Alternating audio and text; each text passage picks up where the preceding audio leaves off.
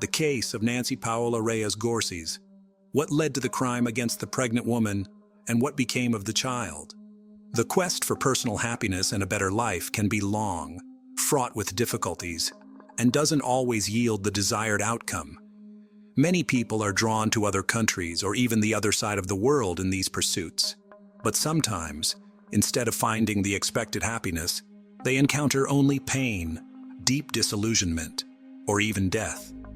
In the pursuit of dreams and overarching goals, it is crucial to remain aware of the people around us. The story of a young Guatemalan woman named Nancy Paola Reyes Gorcys has become one of the most resonant cases in Spain in recent years. The mother of two left Central America to cross the ocean in search of employment that could provide her daughters with a decent life and assist her elderly parents. However, the woman never returned home. Fragments of her disfigured and unrecognizable body were found with difficulty in desolate and nearly impassable areas. At the time of her crime, she was 4 months pregnant, and the perpetrator was someone Gorcys had hoped to share her life with. Challenging life in Guatemala. Little is known about the early years of the woman named Nancy Paola Reyes Gorcys. She was born on April 13, 1991, in a small village named Granados, in the Republic of Guatemala. Nancy was the second of 5 children in a very poor family. Her parents, Jorge and Prudencia Gorcys, struggled to make ends meet.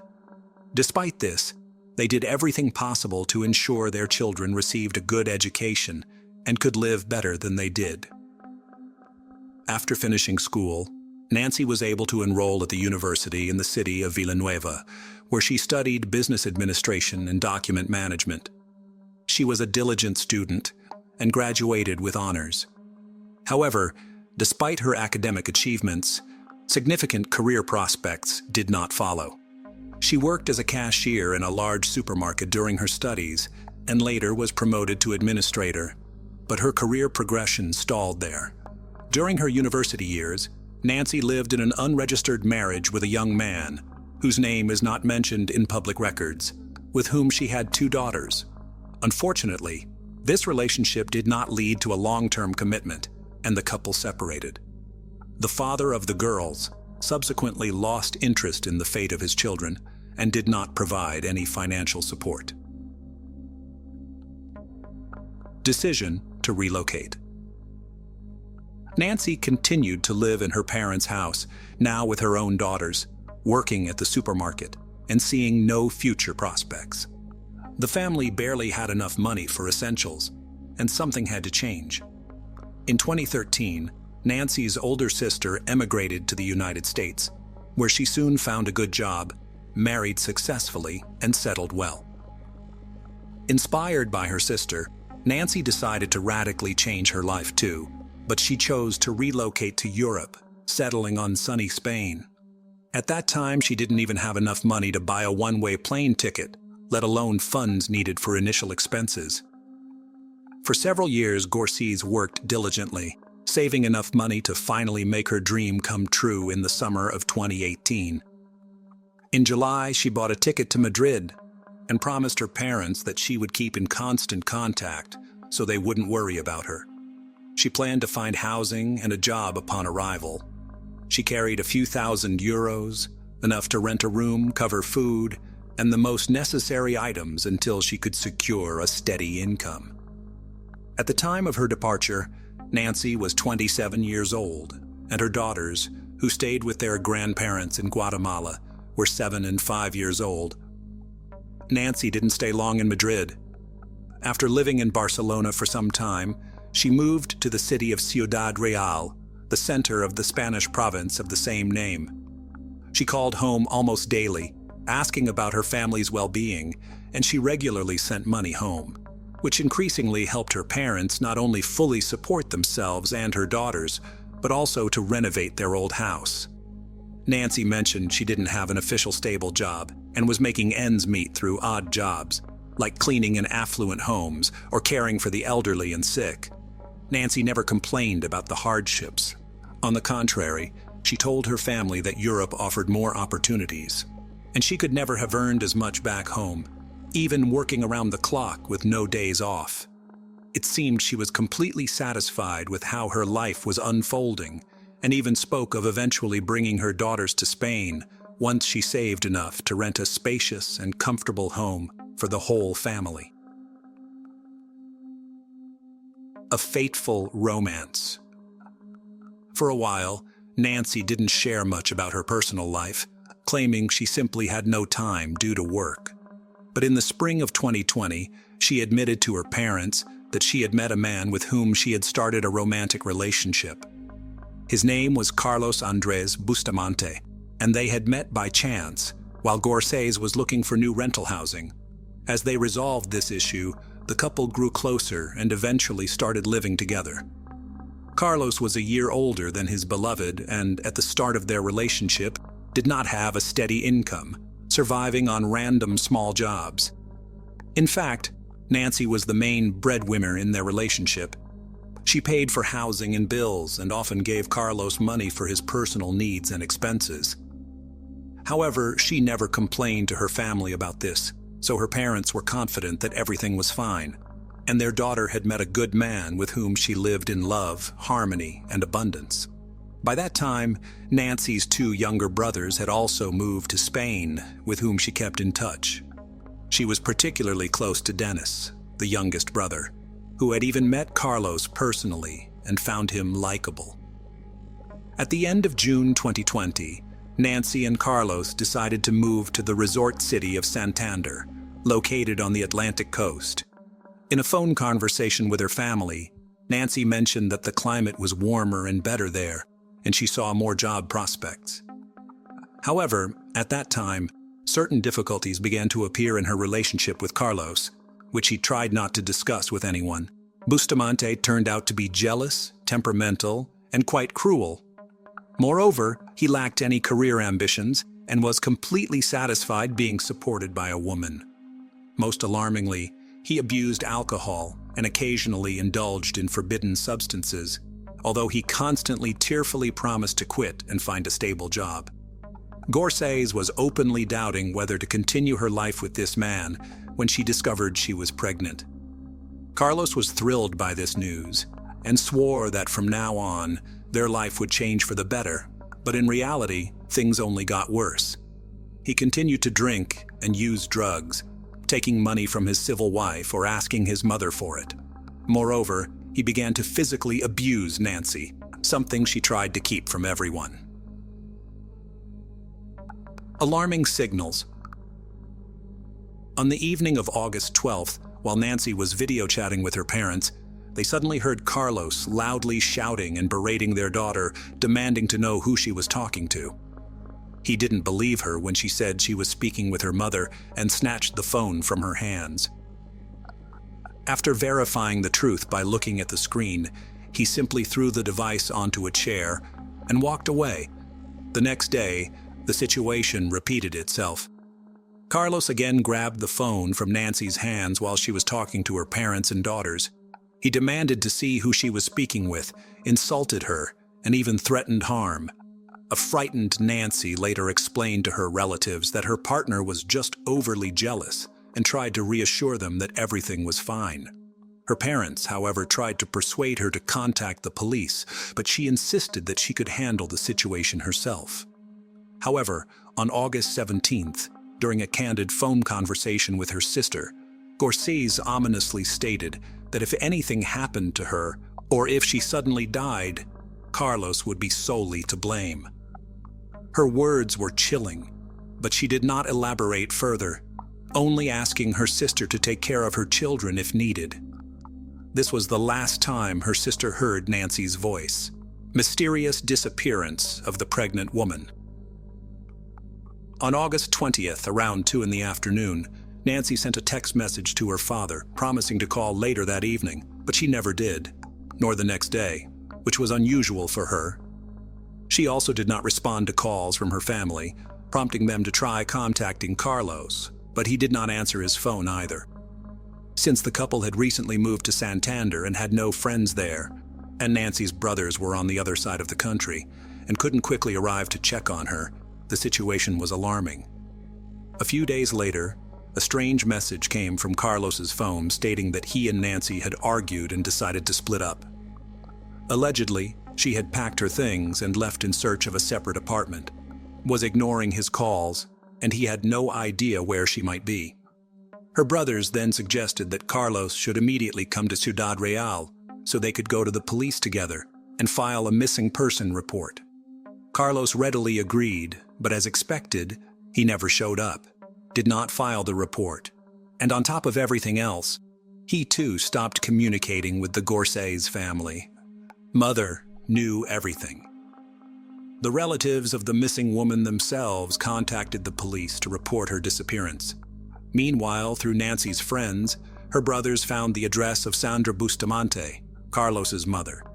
When they visited her, introduced themselves, and explained the situation, she unexpectedly broke down in tears, confessing that she had suspected her son could do something terrible to his partner, but she did not elaborate on the details.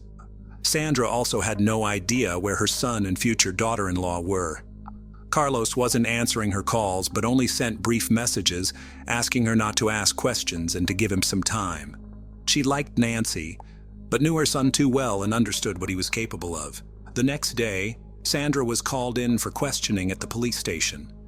Law enforcement wanted to discuss the disappearance of her would-be daughter-in-law and to find out the possible whereabouts of Carlos. She shared with the officers what she had already told the girls' brothers the day before and showed them a lengthy text message that Nancy had sent her a couple of days before she vanished. In the message, Nancy pleaded with Sandra never to give her son money, regardless of the tearful stories he might concoct. According to Gorseys, he would spend it all on alcohol and banned substances, under the influence of which he became very aggressive and cruel. He had no desire to find a job or battle his addictions, and his behavior became increasingly threatening, prompting the pregnant woman to consider leaving him. She ended her message by saying it was better to end things now, before anyone got hurt. Another disturbing detail also came to light. It turned out that Carlos had several prior convictions for causing bodily harm, and one of his first victims had been his own mother, whom he had brutally beaten when he was just a 17-year-old teenager. At that time, he had gotten off with probation, but later, after leaving his family home, he had served short terms for assaulting women with whom he lived and tried to form relationships. The oldest profession. The investigation was just beginning, but in the first few days, many curious details emerged that indicated this union was doomed from the start. In addition to Carlos being an aggressive, unemployed drug addict with a criminal record and suffering from uncontrollable bouts of rage, friends of Nancy revealed something interesting about her as well. It turned out that the woman was not merely a housekeeper or caregiver, as she had told her parents, because cleaning houses and caring for the elderly would never have brought in as much money as she was sending home every month. The slender, dark-haired Guatemalan with a striking appearance provided escort services to wealthy Spaniards and visitors alike. Indeed, her work was connected to the odd and sudden move to the resort port city of Santander, where she had more opportunities to earn. Carlos knew about his beloved's occupation, and initially he was fine with it since she fully supported them both, eliminating the need for him to find work himself. However, when she became pregnant, he began to lose his mind. Firstly, he was tormented by doubts about whether he was the father of the child, suspecting it might be one of Nancy's clients. Secondly, she continued to work even in her condition, and Bustamante was insanely jealous. He alternated between forbidding her to meet and talk with other men and forcing her to work when they ran out of money to live on. The money that the man took from his mother, he spent exclusively on himself and his vices. Horrific discoveries. In a rented apartment, for nearly a week, there had been no known whereabouts of Nancy and Carlos. Carlos had been in touch, but only responded with messages and never disclosed his location. Surprisingly, it wasn't until August 26th that police finally obtained a warrant to search the couple's vacant rental apartment in Santander. What they found there was truly shocking and left no doubt that Nancy was no longer alive. Blood traces were found virtually everywhere in the apartment. Some attempts had been made to clean them up, but for the most part, they were visible even to the naked eye. In the clogged drains of the bathroom and toilet, fragments of bones, hair, as well as pieces of skin and internal organs were discovered. Forensic analysis confirmed that all belonged to the missing woman, although her remains were not found in the apartment. The crime scene suggested that Nancy had been brutally ended, dismembered in the bathroom, and her remains disposed of elsewhere. Carlos immediately became the prime suspect in the case. He remained unreachable, and his whereabouts were unknown. Also found in the apartment was a package from a small hatchet purchased at a local hardware store. The tool itself was not found, but Carlos Bustamante's clear fingerprints were on the package. Security footage from that store showed that on August 20th, Carlos bought the hatchet, a pair of sturdy rubber gloves, and large trash bags. At a market near their home, he purchased a small cart from an elderly vendor, who immediately recognized the suspect from a photo shown to him. Arrest and search for the body. The day after the grim discoveries in the apartment, an unsuspecting Carlos unexpectedly turned himself in at a police station in Madrid. Trying to deflect suspicion from himself, he went to report Nancy missing, but was immediately arrested as the main suspect in the gruesome crime. Carlos claimed he had nothing to do with what happened, stating they had argued and parted ways on August 20th. He said he left town in a fit of emotion and was unaware of any subsequent events involving Nancy. He suggested that someone might have attacked her when she returned to the apartment to gather her belongings. Carlos's version sounded far-fetched, especially after police found his fingerprints on the hatchet's packaging. In the following days, nearby wastelands, sewer systems, and the coastline were thoroughly searched with the help of divers, but no trace of Nancy was found. The police then decided to track all of Carlos's movements from August 20th to the 26th, using his mobile phone signals. It turned out he had spent 3 days traveling along the coast, and had also visited the cities of Bilbao and Burgos before heading to Madrid. It was clear that Carlos was trying to cover his tracks, but it seemed unlikely that he would travel around the country with a dismembered body, leading authorities to continue their search in Santander. Street surveillance footage showed that on the evening of August 20th, he walked toward a large natural forest park. He returned to the apartment late at night, and then went out again, this time with a cart filled with oddly shaped bags. There were few cameras in the park itself, so once Carlos entered the wooded area, he disappeared and later reappeared with the same cart, which was now much lighter. He then headed toward the railway tracks, beyond which was a steep cliff overgrown with bushes. From there, he returned much lighter, giving law enforcement a clear indication of where to look for the body. Where is the child? It wasn't until September 16th that bags containing highly decomposed human remains were found in thick underbrush on the hillside. These remains were identified as those of the missing Nancy Gorseys, divided into 20 parts with a hatchet. According to security camera footage, everything Carlos transported in the cart was recovered, but something was still missing. Nancy, as we recall, was 4 months pregnant, yet her fetus was not found in any of the bags. The condition of the victim's genitals and lower abdomen showed merciless mutilation with a knife and hatchet, indicating that the perpetrator likely extracted the fetus and disposed of it separately from the mother's body. Carlos consistently denied his involvement, gave conflicting statements, and continued to try to shift the blame onto an unknown assailant.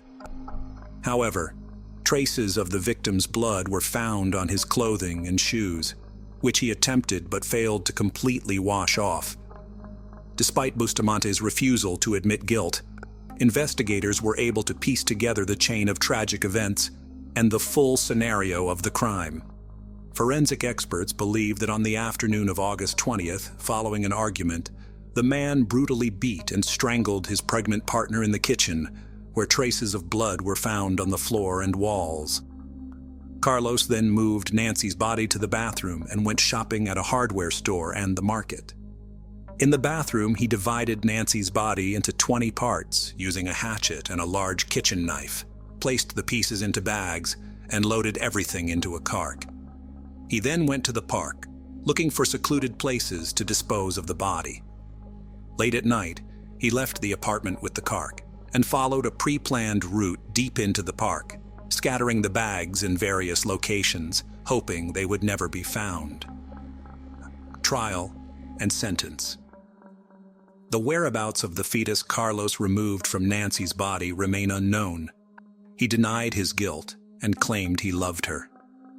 From the time of the gruesome crime until his arrest in Madrid, Bustamante lived off the money he stole from Gorsi's, which he spent daily in bars across various cities. The investigation, the search for evidence and witnesses took law enforcement nearly 2 years, and the trial of the murderer did not begin until July 2022.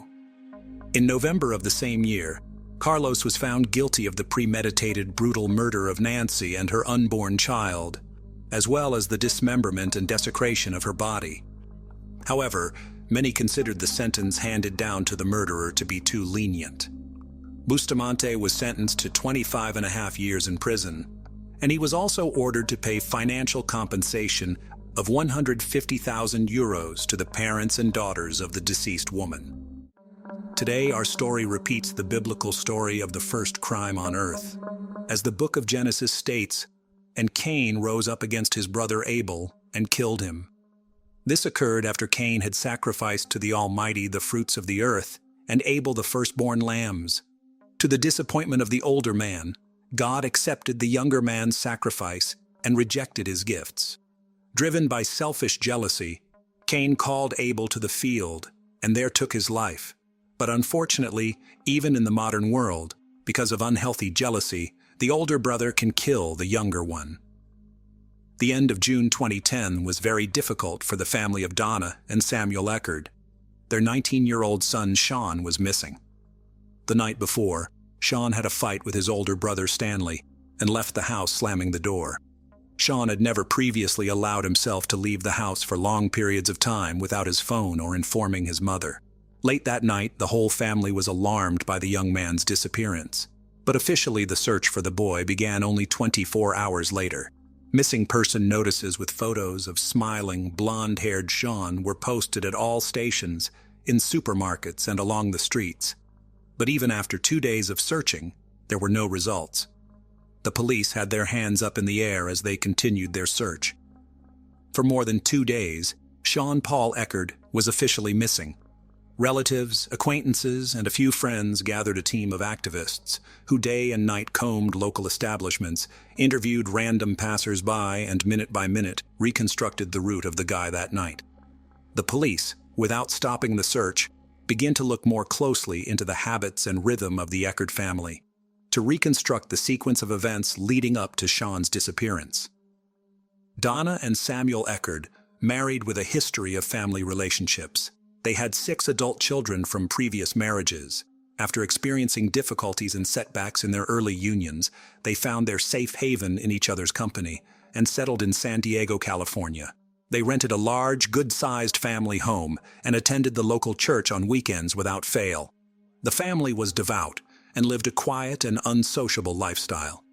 A few years after the family moved in, they had a son, Stanley, and 2 years later, a second son, Sean. Donna devoted herself fully to the home and raising her sons, so their brothers grew up in love and care. They both attended a good local school, and on weekends, without fail, the whole family participated in church activities. The eldest children, having reached adulthood, flew away from their parents' nest all over the continent to start their own families. But the Eckerd family was friendly. They kept in touch with each other, regularly called each other, and spent all family holidays together. Sean was a simple and fun-loving boy. He had a bright appearance, charisma, and insight that attracted people to him like a magnet. He knew how to listen and empathize, so he made friends very easily. Stanley, on the contrary, had a more reserved character and was wary of everything new. He was shy, so socializing with people was much more difficult for him than for his brother. They had one common group of friends and classmates, despite the age difference. Together, the brothers were like one, helping each other, and always looking out for each other. The boys grew up well-mannered and studied very well. They always had a trusting and friendly relationship with each other. Small jokes about each other were accepted with humor by their parents. Respect was valued above all else in the family. Donna and Samuel raised their children from childhood with faith in God and according to God's laws. The life of the Eckerd family flowed in its own way. As the brothers grew up, their interests unnoticeably became completely opposite. The youngest, Sean, played in the music band, and the eldest, Stanley, became interested in martial arts. The life of each young boy was filled with vivid impressions and emotions, which they shared with the family in the evenings. Sean was always first. His stories about music, friends, and upcoming plans took up most of the evening time. When the family gathered before dinner and shared the emotions of the day, everyone listened to Sean. There was no time for Stanley, nor, it seemed to him, was there much to share. No grandiose plans for the future, no exciting stories, not even stories of friends to draw attention to. So Stanley humbly listened to his brother's stories. On one such evening, Sean told his family that he had met a neighbor girl, Mary Jane. A fragile young girl with bright brown eyes and long blonde hair put Sean in a daze. Through the open window of the house where the girl lived, he heard a magical piano playing. As if mesmerized, he went to the captivating sounds of music and entered the house without knocking. Self-confidence in his own charm allowed Sean to get out of such a funny situation with dignity and cleverly met the girl he liked. She was a few years older than Sean, but this did not prevent them from maintaining a friendly relationship. The soul of the company, Sean often organized picnics where Mary Jane was invited. They walked a lot, visited parks and observation decks. The budding adolescent love affair was interrupted by the unfair reality of the adult world. The Eckerd family received the sad news of the illness of Dama's elderly mother, Sean and Stanley's grandmother. In search of prosperity, parents tried to take into account the interests of each member of the family, but the decision made fundamentally changes the life of the whole family. Sean did not want to leave his native land, his friends, and his Mary Jane, but the parents' decision had already been made. The Eckerds leave the city where their children were born and raised and moved to another state. So in 2005, as fate would have it, the Eckerd family settles in the house of Donna's mother in the small town of Spring Hill in Florida, where they begin a new life. The move was like a breath of fresh air for the whole family, because the decision was the right one. Sean and Stanley's grandmother was on the mend. Sean's heart was broken. He missed his band, in which he played, his walks with Mary Jane and hangouts in his favorite city. But it is impossible for life-loving Sean to be sad for long, and after a while, a new life becomes as full as the one he missed. Donna and Samuel safely got a job at the Presbyterian church, where they were almost all their time. Donna took care of the children in the nursery, and Samuel helped with the chapel. Over the course of time, the brothers grow close again and make new acquaintances together again at school. Old life seems to be resurrected in a new place. Sean plays in the school band again. Stanley attends a martial arts school that is only a couple blocks from their new home. Despite this new busy life, Sean can't stop thinking about Mary Jane. Every night after class, he locks himself in his room and they talk on the phone for hours. The goodbyes are in the same way, with Sean saying he dreams of meeting again. Each time he promises that, after getting his parents' permission, he will definitely come to see her. Whereas the younger brother grew and kept his first love in his heart, the elder Stanley tried to establish himself in the family in his own way. Quiet and calm Stanley, by virtue of his stiffness and modesty, seemed to be deprived of parental warmth and attention. In pursuit of self-expression, he makes a series of bad decisions that will have dire consequences for the entire family. In May 2006, he informs his parents that he intends to drop out of school and devote his life to studying martial arts and creating a martial arts club. But youthful maximalism leads the guy into a bad company, where he begins to engage in petty fraud and try illegal drugs. In 2007, dysfunctional connections eventually led Stanley to arrest. He was caught stealing and charged with felony fraud-related offenses. The news of the elder son's shenanigans deals the first heavy blow to Donna. She ends up in the hospital with a heart attack, but the situation is quickly resolved with the help of a lawyer hired by Jennifer's sister. He skillfully defends Stanley, proving the lack of direct evidence, which allows the guy to quickly go free, receiving only a suspended sentence. This episode greatly frightens Stanley. He feels guilty and closes himself off in the hope of being understood and accepted by his family. Having survived the frightening events that happened to Stanley, Sean does not say anything to his parents about his decisions. During his summer vacation, he takes a job as a waiter. Having saved up some money, he leaves only a note for his mother to go to California to marry Jane. The long, 2-day bus ride to his beloved seemed like an eternity. The scenery changed outside the window. The day changed to night, and Sean imagined how at the final station he would see her, his Mary Jane. The driver announced the final stop and the bus stopped. Sean was ready to run to her, for he had already seen her happy face through the window and her long hair, which she was tucking behind her ears with her fingers. They had spent some of their happiest days together. They'd had picnics, just like they'd had in his best high school days. Sean had confessed his love to Mary for the first time, and it was mutual. After another walk, the young people sat down on a bench. Sean felt faint. His eyes went black. He fell unconscious. Sean ended up in the hospital. The young boy was fading away like a match in a matter of days. Mary Jane contacted Sean's sister. Jennifer urgently flew to California. Doctors diagnosed the cause of such a rapid fading of a strong and sturdy guy. Tick-borne encephalitis begins suddenly and very quickly causes complications of various kinds, up to inflammation of the brain. A difficult struggle for Sean's life and health began. Doctors fought for the boy's life for a long time. More than a month of coma and 6 months of rehabilitation helped him to return from the other side of the world. Sean had a very hard time recovering for a long time. An ordinary tick bite on a summer walk turned out to be a serious injury for him.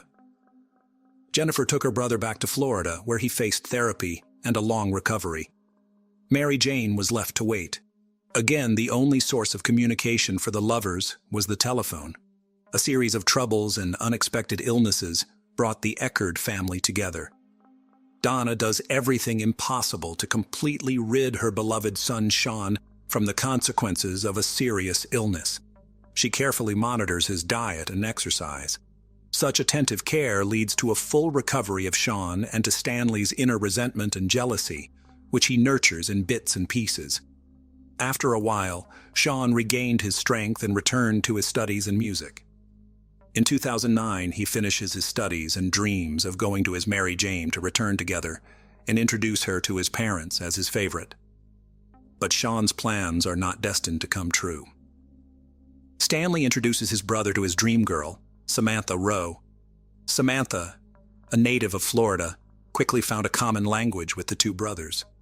Stanley was in love and sympathized with her, but the girl was impressed by the cheerful and sociable Sean. For some time, Stanley actively courts Samantha, and she accepts his signs of attention. Several romantic meetings end with a passionate kiss. Stanley is immensely happy, but Samantha, who said yes to her older brother, is still thinking about her younger brother. Samantha decides to write a message to Sean in which she confesses her sympathy for him and invites him for a walk around the city. The guy agrees, and they spend the evening walking along the waterfront and talking about Stanley and Mary Jane. Sean does not seek to win the girl, after all. He has long belonged to another. A rejected Samantha writes a message to Stanley and tells him that Sean has been seeing her and confesses that he really likes her too. Stanley was furious. That same evening, he went up to his brother's room where they had a conversation. At first, the brothers talked quietly. Then their words turned into shouts. And then there was dead silence. The parents were at home, but the brothers sometimes clarified relations quite loudly, so they did not see anything special in what had happened. Mom was the first to realize Sean was missing. He hadn't returned her calls. Recalling the evening before, she got Stanley's explanation that Sean had left home after an argument. After 2 days of searching, the police received a frightening call. The caller was Sean's sister, Jennifer. The dispatcher who took the call heard only a woman's scream in the receiver. A piercing male moan could be heard in the background. After repeated requests to calm down, the dispatcher finally records the request for help. Jennifer continues to scream. She pleads for help and reports, "Oh, damn it, my brother Stanley killed Sean. He's in the house talking to his mother. His father is freaking lying over his dead son who's been buried in the ground since early Saturday morning. Damn it. I'm begging for help." Police officers arriving at the scene of the tragedy observed a horrifying scene. In the backyard of the house, Samuel was kneeling on his knees, 2 hands dripping earth. He was pulling his son's body out of the damp earth, screaming and trying to wipe the earth off Sean. In an instant, a quiet neighborhood filled with sculpted lawns, where the 2 young brothers often waved to neighbors, turned into the scene of a violent tragedy. And now the Eckerd family, who once raised 2 sons, are left with the horrifying memory of digging in the ground only to find one of their sons and watching the other son being handcuffed and taken away. Stanley Eckerd was detained on suspicion of premeditated murder. At his first interrogation, he revealed that he had no intention of killing his brother. In a moment of anger, he struck Sean on the head. The resulting injury caused Sean to fall. Stanley checked his pulse. Realizing that his younger brother was dead, he tied up the body and carried it out the window to bury it on the lawn behind the house. Stanley's words at the inquest, "I buried him. After all, that's what you do with dead people." These words sound like the cold-blooded calculation of a serial killer, not a loving brother. In his defense, Stanley Eckerd said he did it for his mother. He wanted to protect her from the shock she might have received at the news. Afterward, Stanley planned to move his brother's body to rebury it once his parents were gone. Stanley's behavior during the interrogation varied. He cried and confessed what he had done and was obviously sorry, presenting it as an accident, or he blamed Sean with hatred in his eyes. Stanley spoke very harshly and unpleasantly about his younger brother. He called him guilty for all his troubles, and admitted that he had won the rivalry for his mother's and Samantha's love. That same day, Stanley was charged with second-degree murder and taken into custody, without bail. 2 days later, Dr. Barbara Wolfe performed an autopsy on Sean's body. She presented to the court the results of the forensic examination, which indicated that the victim's neck showed bruising under the skin and rope marks were present, indicating that the neck had been compressed to make breathing difficult. The examination concluded that the death was the result of an inflicted head injury and asphyxiation. Assistant State Attorney Pete Magrino proceeded to scrutinize the case. On February 25, 2011, the first hearing began, presided over by District Judge Stephen Rushing. On the second row were Stanley's parents, Donna and Samuel Eckerd. They wept as they watched their oldest son being led into the courtroom under escort. On April 9, 2013, the trial began in Hernado Court, presided over by District Judge Anthony Tatti. The defense was led by attorney Alan Hunter, while prosecutor Pete remained on the prosecution side. The main goal of the prosecution was to convince the jury that Stanley had carefully planned the crime. Defense attorney Allen stated that there was a spontaneous fight that led to the tragic outcome. In closing, Allen appealed to the jury to take note of Stanley's attempt to cover up the crime in the name of good intentions. Stanley Eckerd was charged with first-degree premeditated murder and faced a mandatory life sentence if convicted of that charge. Sentencing was scheduled for May 13th. Stanley's fate was in the hands of District Judge Anthony Tatti, who presided over the 5-day trial. Second-degree murder is punishable by up to life in prison. Stanley Elias Eckerd always said he never intended to kill his brother 3 years ago before burying him in the front yard of the house. Before trial, Eckerd rejected an offer from prosecutors to plead guilty to second-degree murder in exchange for limiting his prison sentence to 20 years. Eckerd remained stone-faced as the clerk read the verdict. The brothers' parents, Samuel and Donna, wept quietly. As the jury left the courtroom, Samuel Eckerd's sobs turned to screams, and numerous relatives gathered around Donna and Samuel. The jury agreed that Eckerd did not plan to kill 19-year-old Sean, but the jury did not completely absolve him of guilt. After deliberating for about 2.5 hours, 9 women and 3 men found Eckert guilty of second-degree murder. All the while, the Eckards said they believed Stanley's account of what happened in the early morning hours of June 19, 2010, and criticized the state attorney's office for filing the charges. Later Friday, Samuel Eckert said Chief Assistant Public Defender Alan Lanter did an excellent job. The family questioned the appropriateness of the sentence. They filed an appeal to appeal the verdict, but were denied. "I really can't understand how the jury reached a verdict of second-degree murder in about 2 hours," Samuel Eckert said. "Despite that, our faith was not shaken," he said. One fact was not disputed during the trial. After his brother's death, Stanley pulled his body out of Sean's bedroom window and buried it in a shallow grave in the backyard of the family's Spring Hill home. Samuel Eckert found Sean's body 2 days later. Assistant State's Attorney Pete Magrino began his closing arguments at trial by showing jurors photos of Sean's dirt-covered body lying in a fetal position in the hole. "This is not a detective novel case," Magrino said. He noted that Stanley, when questioned by detectives on the day his brother's body was found, changed his testimony as many as 6 times, saying he initially knew nothing about Sean's death. For 2 days after his brother's funeral, according to Magrino, Stanley sent messages from Sean's cell phone to family members saying that Sean had allegedly gone to California to stay with his girlfriend Mary Jane. Also, on behalf of Sean, he corresponded with Samantha, saying that he did not want to communicate and she should pay attention to Stanley. After hours of questioning, Stanley said that Sean had died during a struggle in the bedroom that morning. He claimed he heard a snap in his brother's neck as they fell to the floor. He then hid Sean's body to protect his mother, Donna, who has a weak heart. He said he planned to tell his father after his mother left on a trip. "Those injuries that the defendant inflicted with his hands constitute murder," Magrino said, and he also called attention to testimony and Stanley's statements to detectives about rising tensions over Samantha Rowe. He also called attention to testimony about a conversation Stanley had with his brother and a friend about revenge in the weeks before Sean's death. In that conversation, the friend testified, Stanley said that if he was going to kill someone, he would hit the person in the back of the head and bury the body in the yard.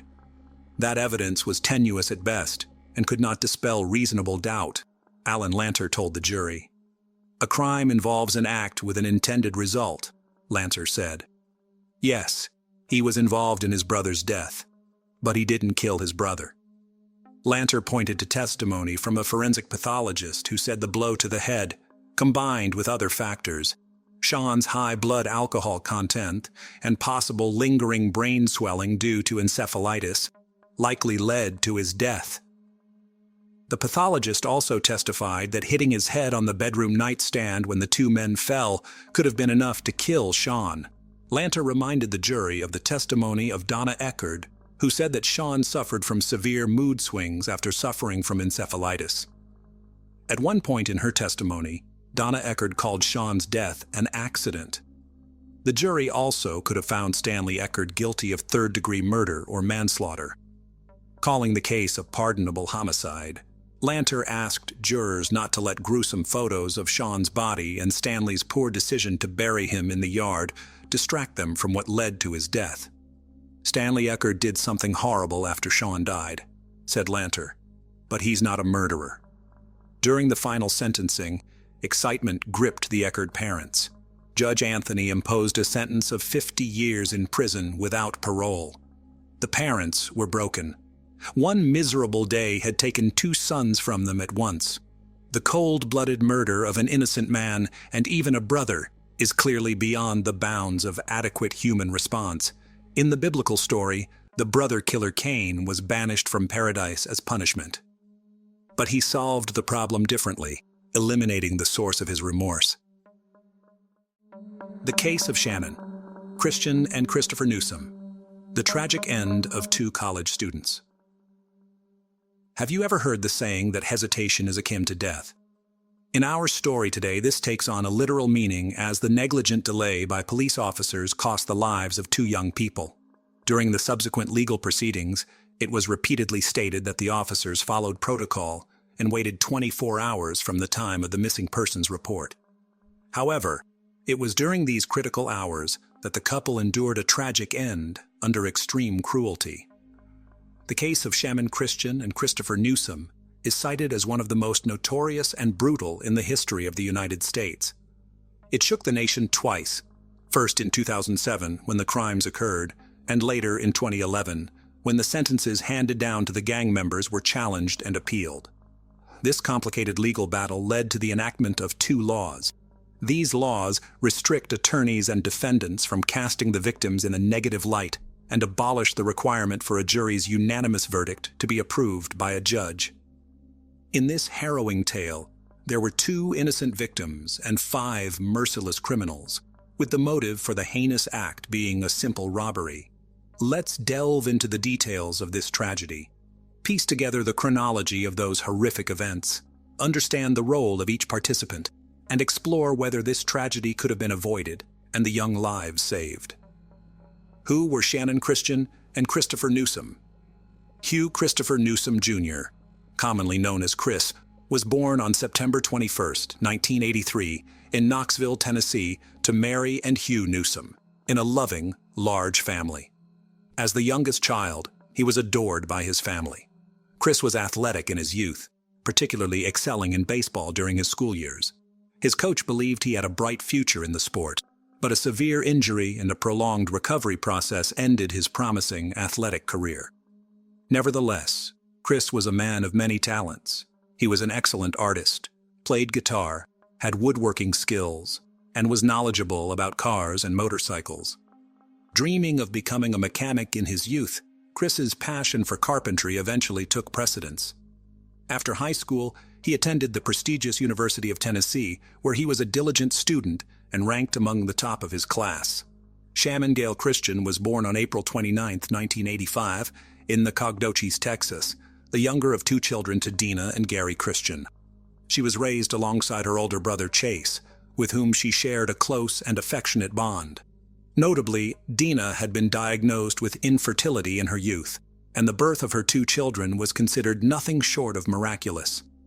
In 1997, the Christian family moved to Knoxville, Tennessee, where the children attended local schools, and the parents established a small but profitable family business. Dina conducted individual psychotherapy sessions at home. Shannon, sharing her mother's interest in psychology, was outgoing and kind-hearted. After high school, she pursued a degree in sociology at the University of Tennessee and worked part-time to save for her dream of buying a car. Her parents and brother helped her realize this dream on her 21st birthday, contributing towards the purchase of a silver Toyota 4Runner. It was on the university campus in 2006 that Christopher and Shannon met through mutual friends. She was just 21, and he was about to turn 23. It was love at first sight, and the couple became inseparable. Within a month, Chris introduced Shannon to his parents, expressing his desire to spend his future with her. Shannon reciprocated by introducing Chris to her family, who warmly welcomed him. In October 2006, a significant family dinner was held, attended by both their parents and siblings. Discussions revolved around the young couple's deep feelings and their plans to marry after graduating from university. Everyone was happy and full of hope for the future, blissfully unaware of the tragedy that would soon befall their families. Vanished on the way to a party. On January 6, 2007, Shannon Christian and Christopher Newsom were invited to a birthday party of a mutual friend. That Saturday, Shannon visited a beauty salon to prepare for the celebration, parking her car in a nearby underground garage where they planned to meet. However, Chris was delayed, leading to a slight argument between them as they were running late for the event. Their friends became increasingly worried when Shannon and Chris did not show up at the party. Known for their responsibility, it was unlike them to miss an event without notifying anyone. Attempts to reach them on their phones were unsuccessful. In desperation, Shannon's best friend repeatedly called her mother late into the night to check if everything was all right, but received no answer. The next morning, Dina, Shannon's mother, realized that her daughter had not come home. Initially, she was not overly concerned, assuming Shannon might have stayed over at Chris's place after the party. Besides, Shannon had a work shift on Sunday, so it was plausible she went straight to work from Chris's place. However, Dina's concern grew when she noticed several missed calls from an unknown number around midnight. Returning the call, she heard Shannon's friend's voice, informing her that Shannon and Chris had not shown up at the birthday party and were unreachable. This instilled fear in Dina, sensing that something terrible might have happened to her daughter and her boyfriend. Neither Shannon nor Chris was answering their phones, and Chris's parents were equally surprised, believing he was staying at Shannon's place. Further anxiety arose when it was discovered Shannon had not shown up for work either. The worried parents immediately contacted the police, but the response was lackluster. The officers suggested the couple might have simply sought some alone time and lost track of it. They also followed the protocol that an adult is considered missing only after 24 hours without contact. But for Shannon and Chris, those 24 hours were critical. Not willing to wait, the parents and friends of the young couple began their own search. They contacted everyone they knew, visited hospitals, distributed flyers with their photos, and set up social media groups appealing for any information about the missing students. Despite their efforts, no useful information surfaced. The last known sighting of Shannon was at the beauty salon she visited on Saturday. According to the hairstylist who attended her, Shannon only talked about the upcoming party and had no plans to stop anywhere else on the way. A gruesome discovery along the railroad tracks. It wasn't until Monday, January 8th, that the police finally began their search for the missing young couple, Shannon Christian and Christopher Newsom. By this time, thanks to the efforts of their parents and friends, almost the entire city was aware of their disappearance. The day before, on Sunday, there were rumors about a horrifying discovery near the railroad tracks, but no concrete information was available. A railroad worker, inspecting the tracks in his assigned area, stumbled upon what appeared to be severely damaged human remains on the embankment alongside the tracks. The body was in a horrific state, with multiple injuries, and had been doused with a flammable liquid in an attempt to burn it. The police, responding to the scene, cordoned off the area and conducted a thorough examination. However, they were unable to find any significant clues or leads. After taking necessary photographs, the remains were sent to the morgue for an autopsy to determine the cause of death and to attempt identification, though it was clear that the extensive damage and effects of the fire would make this difficult. Forensic experts determined that the body belonged to a young man who had suffered a brutal death. The victim had multiple injuries inflicted while he was alive, indicating prolonged and severe assault. Almost all of his teeth had been knocked out or damaged by blows. He had been shot 3 times, twice in the back and a final, fatal shot to the head. Additionally, traces of seminal fluid from at least 3 different men were found in his body, along with distinctive tears, suggesting repeated violent assaults. When police checked recent reports of missing young men, Christopher Newsom fit the description in age, height, and build. The officers contacted his parents and requested DNA samples for confirmation, but strongly advised against personal identification at the morgue, as the burnt remains barely resembled human features. Unfortunately, the DNA analysis confirmed that the body belonged to the missing student, Newsom. The search for Shannon. Despite the distressing news about Christopher, Shannon Christian's parents still clung to the hope that their daughter was alive, possibly being held somewhere. Her mobile phone was last pinged on the day the couple disappeared in one of Knoxville's more troubled neighborhoods, a place they wouldn't have visited by choice. This indicated that they were likely brought there against their will, and Shannon might still be held in the area. In a secluded alley of this neighborhood, Shannon's Toyota 4Runner was found abandoned. It was in a terrible state, so much so that Dina and Gary Christian hardly recognized their daughter's car. The SUV was dirty, scratched, with broken headlights and deflated tires. All of Shannon's personal belongings were missing from the car, which was littered with cigarette butts, and the seats were torn and stained. The driver's seat was pushed far back, suggesting that a large adult male had been the last one to drive it. A crumpled envelope with the address 2316 Chipman Street was found on the floor between the seats, likely dropped by the perpetrator. A local witness reported seeing 4 African-American males driving the SUV that Saturday evening, a vehicle that stood out in that area. Fingerprints on the envelope led the police to Lamarcus Davidson, previously convicted for serious offenses. His residence, located in an industrial area near a wasteland, lacked witnesses. When no one responded to the police's knock and offer to surrender, they forced entry, hoping to find Shannon alive inside. Inside the house, they found Shannon's purse, a stuffed toy from her car, as well as Christopher's headphones and baseball cap. A knife with blood traces, torn and blood-stained fragments of women's clothing, and Shannon's lifeless body were discovered in the house's trash chute system, hidden under dirty sheets. She was bound in the fetal position and wrapped in 5 trash bags. Experts later concluded that she likely passed away in the early hours of Monday, January 8th. This tragic finding suggested that if the police had begun their search immediately after the missing persons report, rather than waiting for 24 hours, Shannon might have been saved. A horrific state of suffering. The condition of Shannon Christian's body was a horrifying sight even for seasoned forensic experts, as there was not a single untouched area on her. Shannon was covered from head to toe with bruises, abrasions, cuts, and cigarette burns. The numerous tears and injuries to her genital area, as well as her oral cavity and throat, indicated that she had been subjected to multiple assaults by several men. Shannon sustained a serious head injury and internal bleeding in the abdominal area, likely resulting from being kicked. Furthermore, the merciless assailants inflicted several penetrating, though not fatal, stab wounds on her and extinguished dozens of cigarettes on her skin.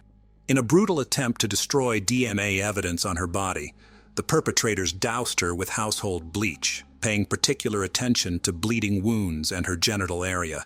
She was also forcibly made to ingest bleach. After these torturous acts, Shannon, still alive, was wrapped in 5 trash bags and then shoved into a household trash chute, covered with sheets and rags. She slowly suffocated and bled to death, helplessly trapped with no chance of escape or calling for help. 5 merciless perpetrators. Lamarcus Davidson, in whose house the mutilated body of Shannon Christian and personal belongings of the deceased Christopher Newsom were found, was immediately declared a fugitive. The police also tracked down another suspect, Eric Boyd, whose traces were found at the crime scene. Boyd was apprehended on January 11th without resistance and agreed to cooperate with the investigation, claiming he wouldn't go to prison for crimes he didn't commit. Boyd revealed that Davidson was hiding in a vacant house listed for sale and personally led the police to the location. Davidson, unprepared for this turn of events, was caught off guard and offered no resistance. Notably, at the time of his arrest, Davidson was wearing sneakers that had belonged to the deceased student. During interrogations, Davidson tried to minimize his role, portraying himself as a victim. He claimed that the couple had come to his house looking to buy banned substances, but were caught up in a conflict with his acquaintances. Davidson insisted that he left to avoid involvement, and the subsequent brutal acts occurred in his absence. Further interrogations revealed 3 more individuals involved in the case: Davidson's friend, George Thomas, his half-brother, Latalvis Cobbins, and an 18-year-old woman named Vanessa Lynn Coleman. Once all 5 suspects were in custody, they were placed in separate cells and interrogated individually. Each tried to deflect blame onto the others, inadvertently revealing details of the heinous crime. Their fragmented accounts helped piece together the event's chronology and each perpetrator's role in the brutal act. A timeline of tragic events. Lamarcus Davidson, who had been released from prison on parole just a few months before these events, was desperately in need of money. He was involved in the sale of banned substances and urgently required a vehicle to deliver these to his customers. Davidson decided to steal a car from an underground parking lot, known for its lack of surveillance cameras, and headed there with his accomplices. Tragically, at that moment, students Shannon and Christopher were in the parking lot, arguing over Chris's delay.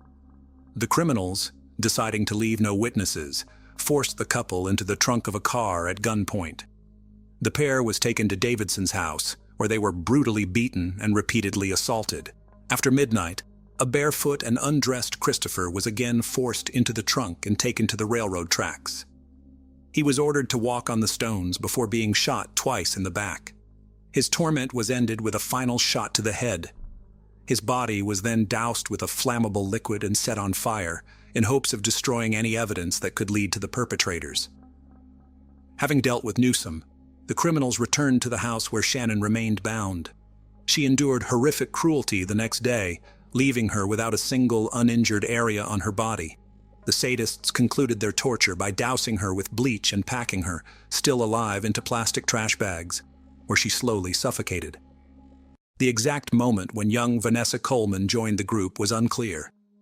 During interrogations, she claimed to be a hostage herself, participating in the torture out of fear for her life. However, Boyd indicated that Coleman was Davidson's girlfriend and willingly participated in the events, even taking some of Shannon's jewelry and mobile phone. Further, a personal diary found at Vanessa's home contained her descriptions of the horrors at her boyfriend's house, which she referred to as an exciting adventure. The initial trials and sentences. During the investigation, it was established that Lamarcus Davidson, born in 1981, was the leader of the criminal group and the primary instigator of the brutal acts against the innocent victims. Davidson tried to deflect blame and downplay his role in the atrocities, attempting to shift responsibility onto the deceased themselves. Davidson claimed that the couple came to his house to buy banned substances and later suggested engaging in rough intimacy with him and his friends, a situation he said spiraled out of control. Remarkably, the defendant's lawyers latched onto this version, attempting to tarnish the reputations of the deceased in court. The parents of the victims later expressed immense emotional anguish over these claims. Nevertheless, Davidson was found guilty on 40 counts, including assault, kidnapping, robbery, and particularly cruel and premeditated termination of life, among others. The jury unanimously decided that Davidson deserved the death penalty for his heinous acts. Latalvis Cobbins, born in 1982, faced the death penalty for his role in the torture, assaults, and involvement in the termination of life. However, he was ultimately sentenced to life imprisonment, without the possibility of parole. George Thomas, born in 1983, received a similar life sentence for his involvement in the same crimes, with no chance of release. Eric Boyd, considering his cooperation with the investigation and assistance in capturing Davidson, was sentenced to 18 years of imprisonment. The relatives of both victims found this sentence outrageously lenient. As for Vanessa Coleman, born in 1988, the only female participant in the atrocities, the investigation proved her involvement in the torture, assaults, and in Shannon's tragic end. She was sentenced to 53 years in prison. Overturned verdicts and new hearings in 2011 while the criminals were serving their sentences and Davidson awaited execution, the case took an unexpected turn. The presiding judge resigned, admitting to a substance dependency. His ability to conduct trials was questioned, and his verdicts over the last 2 years were annulled, leading to new hearings, including the case of Christian and Newsom. A new judge scheduled hearings for all 5 individuals involved in the student's tragic end. After the retrials, Davidson's sentence remained unchanged: death penalty. Cobbins continued to serve his life sentence without the possibility of parole. Thomas, however, received a life sentence with the possibility of parole after 51 years. Vanessa Coleman's sentence was reduced from the original 53 years to 35 years. Her appeal in 2014 was rejected, and parole was denied in 2017. In 2020, the parole board decided she would remain incarcerated at least until April 2032. Eric Boyd's situation changed most dramatically. Originally receiving a relatively short sentence for cooperating with the investigation, his involvement in the assaults and tragic end of both victims was later proven. His retrial resulted in a life sentence without parole, with his accomplice Thomas testifying against him, revealing previously unknown details about Boyd's role. For his testimony, Thomas, who initially had the possibility of parole after 51 years, had his sentence reduced by 15%, contingent on good behavior. Boyd's attempts to appeal his new sentence were unsuccessful.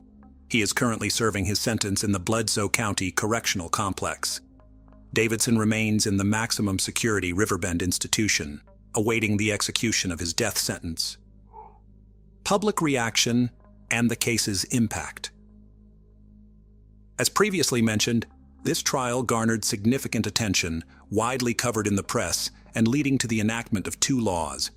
The first was aimed at protecting victims from defamation, attempts to shift blame onto them, and portraying them negatively. This was in response to the defense strategy of the accused and their lawyers, who tried to label the students as drug users and thrill seekers in a troubled neighborhood. These claims were completely false and caused immense pain and suffering to the victims' families. The second law eliminated the need for a judge's signature on a jury's unanimous verdict, which, if in place during this case, could have prevented the need for retrials and sentence reviews. The house at 2316 Chipman Street, which became a torture chamber for the young couple, was demolished in the fall of 2008. A memorial was erected on the site in honor of Shaman Christian and Christopher Newsom. In memory of Christian, a golf tournament and a Christian charity foundation were established, providing support to victims of violence. Similarly, a foundation in Newsom's name was created, holding annual memorial baseball tournaments at Halls Park and awarding a scholarship named after the deceased student and former baseball player. It's important to note that, despite the public outcry and widespread attention, the media initially misrepresented details of the case, either accidentally or intentionally. Many believed that the variations in reporting and delayed coverage were influenced by racial motives, as the victims were white and the perpetrators were African American. However, the head of the Association of Criminal Writers and Editors noted, "I can't confidently say that this case would have received more attention if 5 white criminals had been accused of committing similar atrocities against 2 black individuals." Additionally, the Knoxville police chief stated that there was no evidence to suggest these crimes were committed based on racial animosity. Kelly Clayton had everything going for her. First of all, she was quite smart and bright since high school. She was a role model for other students, active in school, excelled in tests, and passed exams just as well. At the same time, outwardly, she never looked like a girl who spent days and nights sitting over textbooks, cramming lessons, and writing out something from additional literature. No. On the contrary, her looks were considered model-like, and if her grades had left much to be desired, she could have built a modeling career. She could have, but she didn't.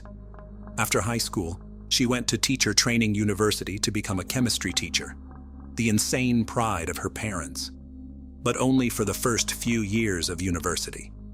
It is not known what turning point happened to her then, but one day, Kelly took her documents from the institution and, calling her parents, said that she no longer wanted to study, that she was too young to spend the rest of her life checking notebooks and raising ungrateful children.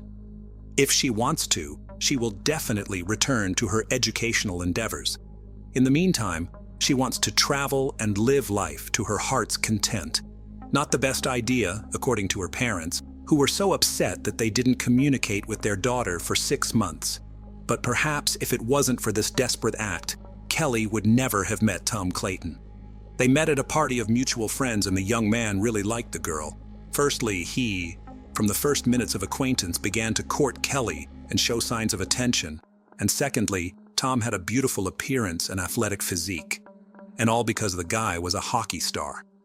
For 4 consecutive seasons, he played for the semi-professional team Jackals.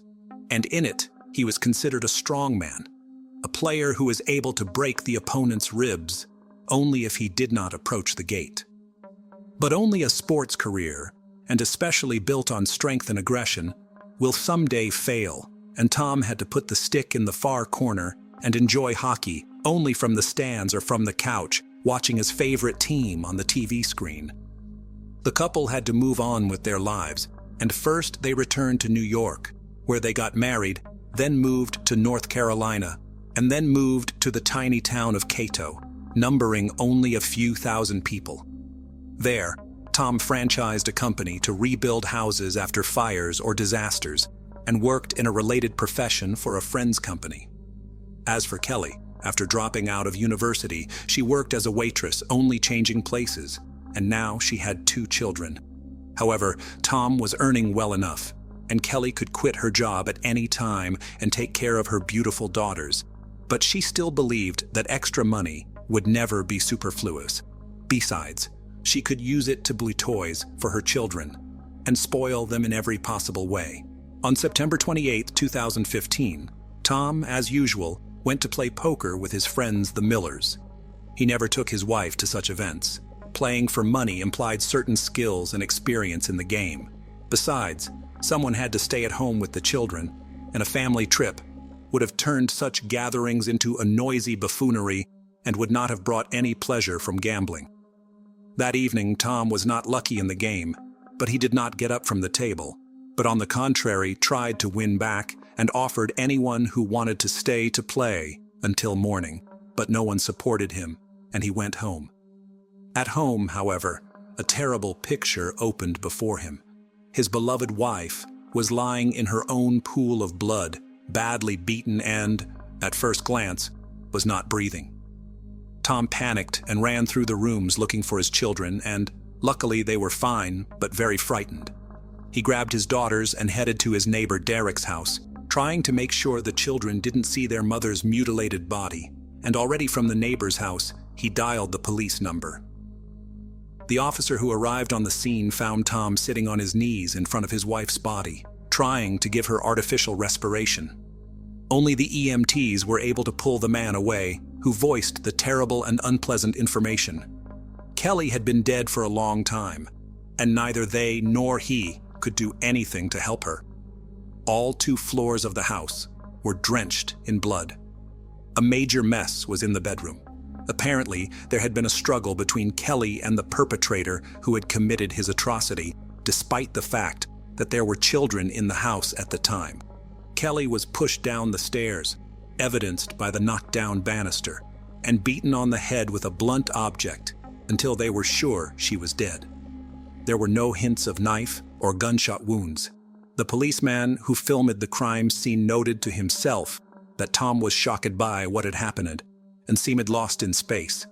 He walked from one corner of the room to another, entered the room for a split second, and immediately left it. And he could not tell the policeman where the children's room was or where the emergency exit from the house was. But when asked where Tom himself was at the time of the murder, he answered calmly that he had been at a friend's house all evening, where they were playing poker. Then the policeman, who did not get any clear information from Tom, went to the neighbors to ask some questions of the children. Tom's eldest daughter, Charlie, referred to the perpetrator as a robber. According to the words of the eldest daughter, she and her sister were almost asleep, but they heard their mother start screaming loudly from the next room, "Charlie, run! Run away from here!" And then the whole place shook like an earthquake.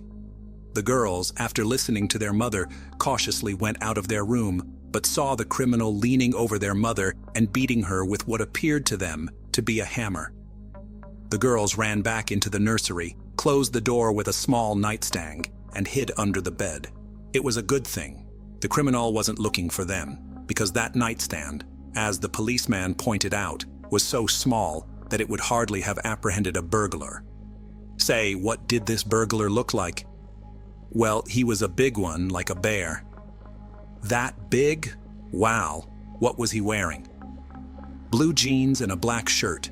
He was also wearing a mask, like the one Daddy wears when he goes hunting with Mr. Bourne to shoot ducks. So your daddy has a mask like that too. Will you show me? I'd have to ask him where it is. I don't know. What else did you notice when you saw the robber? He had eyes like Dad's, and I don't remember anything else. I saw him literally just a little bit, got scared, and we quickly ran back inside. Police officers checking the house were unable to confirm the girl's account that the perpetrator was a burglar. There were no signs of forced entry at either the front or back door, although on the other hand, the gate to the garage was open and the perpetrator could have entered the house through the garage. Another thing that the police noted is that nothing was stolen from the house. Jewelry was left untouched, lying in a jewelry box, and the safe where Tom kept the cash was not even touched. The doors of the cabinets in the house were also all closed. Usually burglars check every little cabinet, every shelf, but here the whole mess was the aftermath of a fight. Experienced officers, it would seem, understood everything at once. Tom pretends to be a heartbroken husband, and it was he who killed his beloved wife and the mother of his children in order to further receive insurance payments. If Kelly's life was insured and husbands' murderers developing a crime plan always insure the life of their wives, then in case of her death, he could get up to $1 million. All that's needed is to gather evidence and the case will be solved. Especially since even her own daughter said that the mask on the robber was like her father's and eyes like her father. However, the police did not find the hunting mask in the house. After finding out where Tom had spent his time that night, the police questioned the other poker players. "Is Tom the killer? Do you really suspect him?" wondered one of his friends. "That poor guy had his wife murdered, for crying out loud. And instead of looking for the bastard, you want to pin everything on him? How could you think of such a thing?" "No, Tom certainly couldn't have done it. I've known him a long time," replied another, less emotional friend. "He worked 2 jobs around the clock because he loved both Kelly and his kids. There's just no way that could happen. Plus, he was with us all night. We played poker, and even when everyone was tired, he kept insisting on continuing to play." "Tom really was suspicious that evening," said his acquaintance Laura. "During a break in the game, he took me into the next room and asked me to give him my phone to call his wife. He supposedly forgot his phone in the car and didn't want to go get it. I was first surprised that the car was 10 meters away from the house. Go to it and get the phone, but still gave him a call. He stepped back to make the call outside. I didn't hear who or what he was talking to, but when I decided to check the outgoing calls, there were no numbers in the call history, so he just deleted the call. Wouldn't you agree that's odd?" I told my husband about it, and he was as surprised as I was. My husband was sitting at the playing table next to Tom and noticed that Tom was not watching the process of dealing cards or watching the people around him, which is very important in poker, but was sitting with his head bowed over the surface of the table where the cards were hiding the screen of his phone. He had his phone on him. Why had he tricked me then? Where was he calling? Who couldn't he call from his phone? After Laura's testimony, the police once again questioned Charlie, Tom's daughter, and the girl repeated what she had told the policeman the first time. The robber looked a lot like her father. The next testimony was given by the niece of the murdered, already after Tom was behind bars. "I didn't tell Aunt Kelly. I just didn't want to upset her. She was very fond of Tom. She literally loved him. And besides, she has 2 children by him. They are my sisters. Who needs my truth? Tom was not the man he appeared to be at first glance. Yes, he occasionally spoiled my aunt with attention and flowers. He could easily babysit, which other fathers rarely do. But that was all at home. And at work, he was a completely different person. Aunt Kelly decided to help me one day and arranged for Tom to take me to work for him. She was too young to be on her own, so she understood me as well as anyone and wanted the best for me. I worked for Tom all last summer, doing correspondence registration and document management. I didn't know him well before that, so at first we had a strictly working relationship.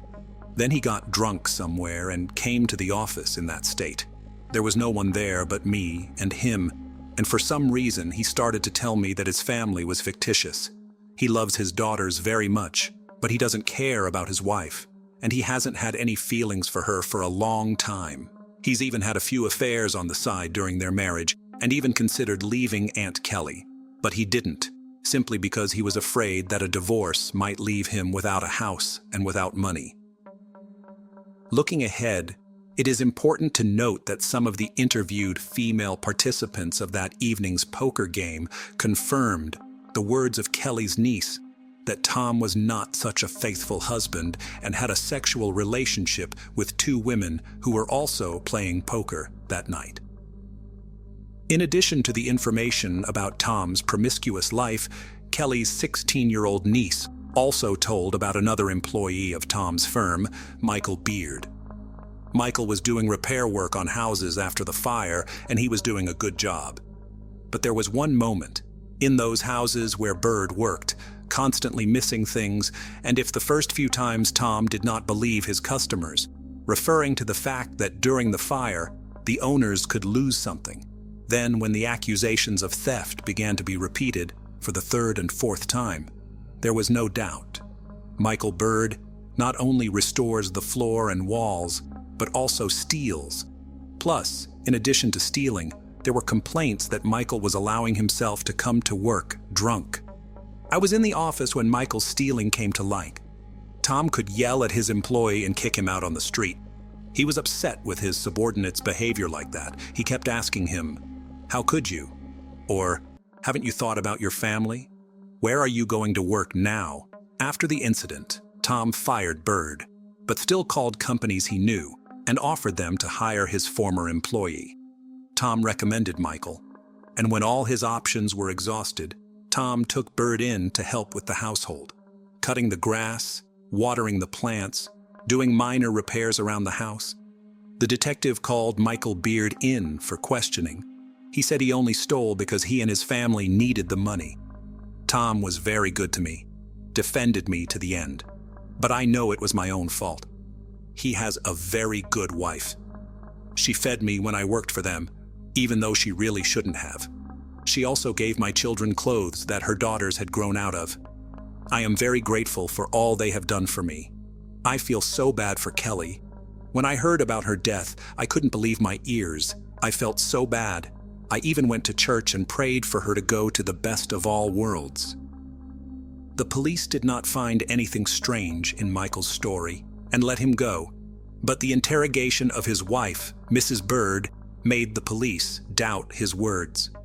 According to his wife, Holly, Tom offered Michael some work, which he did not say, and for this work, he promised to pay him $10,000. Now that was interesting. Michael was called back to the station and had a lie detector hooked up to him. All questions were failed. Bird was lying and therefore failed the test. Realizing he couldn't get away with it, he began to testify. Indeed, Tom promised Bird $10,000 if Michael, on the day when Tom will play poker, sneak into his house, kill his wife, and set a fire in his house. The plan was to strangle Kelly and then make it look like she just burned to death in an accidental fire. Plus, the family home was insured for a very large sum of money. As the police checked, it was true. Kelly's home and life were insured at the highest rate. 2 cans of gasoline were waiting for Michael in the garage through which the house was to be entered. Everything was fine here. Bird entered the house when everyone was already asleep. He quietly began to climb the stairs and reach the bedroom where Kelly was supposed to be sleeping. But the young woman was either awake or awakened by the sound of the open door, and when she saw a strange man in the doorway, she began to scream in fright. Michael was just as frightened and pounced on Kelly, trying to close his huge hands around her neck. But it wasn't that easy. Kelly began to fight back. I had no idea that a seemingly fragile Kelly had so much strength in her, says Michael. A heck of a fight ensued, which spilled over from the second-floor bedroom to the first-floor kitchen. Michael, because of the shock and panic, could not concentrate on the fight, but only waved his arms in all directions or just grabbed Kelly's clothes while Kelly, defending her life, aimed very accurately at Michael's face. And if the police had come to Bird earlier, they would have seen the marks from the beatings on him. But everything turned out as it did. After a long struggle, Michael hit Kelly's head against the wall with all his might. She fell, and for a while couldn't find the strength to get up. Michael took out a hammer and began hitting the young woman's head with it until she stopped showing signs of life. Michael, maddened by what had happened, just ran out of the house, even forgetting that Tom asked him not only to kill Kelly, but also to set the house on fire to cover up the crime. Michael had an accomplice, Mark Blanford, who, in fact, served only as a driver. The day before it happened, I got a call from Michael. I had worked with him on a construction site for a long time, and I had stayed with him for a couple weeks last year, so I knew him well.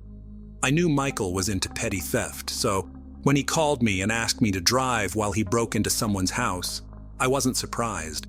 I wanted to turn him down, but he offered me $500. I thought long and hard at first, but he talked me into it. He said he just wanted to rob a businessman, and he needed help to get out of there before the cops got there. He said he'd help with the car. I gave in to his entreaties, but on the condition that I park somewhere far away from the house. He agreed. That evening I waited for him in that car in a dark alley, and he came back quickly enough, breathing heavily and telling me to move as fast as possible. He didn't have any bag or sack on him, which didn't look much like a robbery. I didn't ask him any questions along the way, simply because I didn't want to know anything. I just wanted my $500, which, by the way, I didn't end up getting. On the way out, he asked me to stop at a bridge over a creek a couple blocks south of here. I stopped there. He hastily stripped off his outer garments and threw them off the bridge. "If you need to be shown the place, I'll show you." Indeed, police officers who arrived on the scene at Mark's behest found parts of Michael's outer clothing near the creek, as well as the hammer used to kill Kelly. Michael, already in custody on suspicion of first-degree murder, began to change his testimony. According to him, he was indeed hired by Tom, indeed for $10,000, but only to commit arson at the house and nothing more. There was no question of murder. When he went into the house, however, Kelly was already dead. "And who killed her?" the detective asked. "I think it was Tom. He offered me money for murder and arson from the beginning, but I refused the first offer. I'm not willing to kill a man for any money. He said I had nothing to fear, but he never could talk me into it. You may not believe me, but I almost lost my mind when I saw Kelly's body. I knew right then and there that he was setting me up, so I ran out of the house. He's the killer," Michael insisted. Michael spent a very long time assuring the police of his innocence, and all because he did not know that Mark had shown the place where Bird had thrown out his things, and that his clothes, as well as the murder weapon, had already been submitted for examination, and the experts found both on his clothes and on the hammer the blood of Kelly Clayton. And that was the most direct proof that it was him who killed Kelly, not someone else. In turn, Tom also did not admit that it was he who ordered the massacre of his wife from a former problem employee of his company. According to him, Michael knew that he had money, knew that he was not poor, and because Bird lost his job, as well as because of resentment associated with the dismissal, he decided to rob his house. But Kelly was at home that night, for which he paid with his life. It might have been difficult to prove Tom's guilt and his conspiracy with Michael if Laura, the woman who had been playing poker that night, had not told the police that Tom had called from her cell phone. The detective requested a transcript of her calls, and expectations were confirmed. Then, on the night of September 28th at 29, Tom Clayton called Michael Beard. Michael was the first to go to trial. He continued to insist that he had been hired to set fire to the house in order to collect the insurance payout. He didn't kill Kelly, and as for the blood on his clothes, it was just because he was touching a dead and mutilated body. That's why he got dirty. He'd thrown his stuff away so no one would think he'd been at Clayton's house that night. His speech sounded convincing. The jury had been deliberating for 7 hours. In the end, they concluded that Michael Beard was guilty on all counts. He was facing life in prison. As for Tom, his lawyers were able to obtain records of conversations and correspondence between him and Michael, and none of the conversations clearly discussed their devious plan. The prosecution's requests for billing transcripts of his movements yielded no concrete results either. All the evidence was circumstantial. If it weren't for one nuance, the car in which Mark had given Michael a ride was registered to Tom's company, and Tom, coming to the office on his personal Toyota, left it in the parking lot, where for some reason moved to the company pickup truck, which later drove to Michael's house and left there, and took back the day after the tragedy. That is, in fact, he gave Michael the car on which he and Mark went to the crime. It was this fact that was testified to at the trial by the jury. The trial lasted 6 days, and the jury concluded that Tom had hired Michael to commit this horrible crime after all. Michael, in turn, filed an appeal. In his defense, he used the words of little Charlie, who said that the eyes in the slit of the mask belonged to her father. However, the court rejected the appeal because the description of the clothes matched the one found under the bridge. As a result, Tom Clayton and Michael Beard received life sentences. As for Mark, he was charged with manslaughter, for which he received 4 years in prison. Tom and Kelly's children were given custody to Kelly's sister Kim. After some time, Charlie has moved on from the tragedy. She occasionally remembers her mom, but absolutely won't talk about her father, who she will never see again. The events described in this video took place in 2008 in Auburn, Alabama, USA. Although 15 years have passed since then, the final word in the Lauren Burke case has yet to be spoken.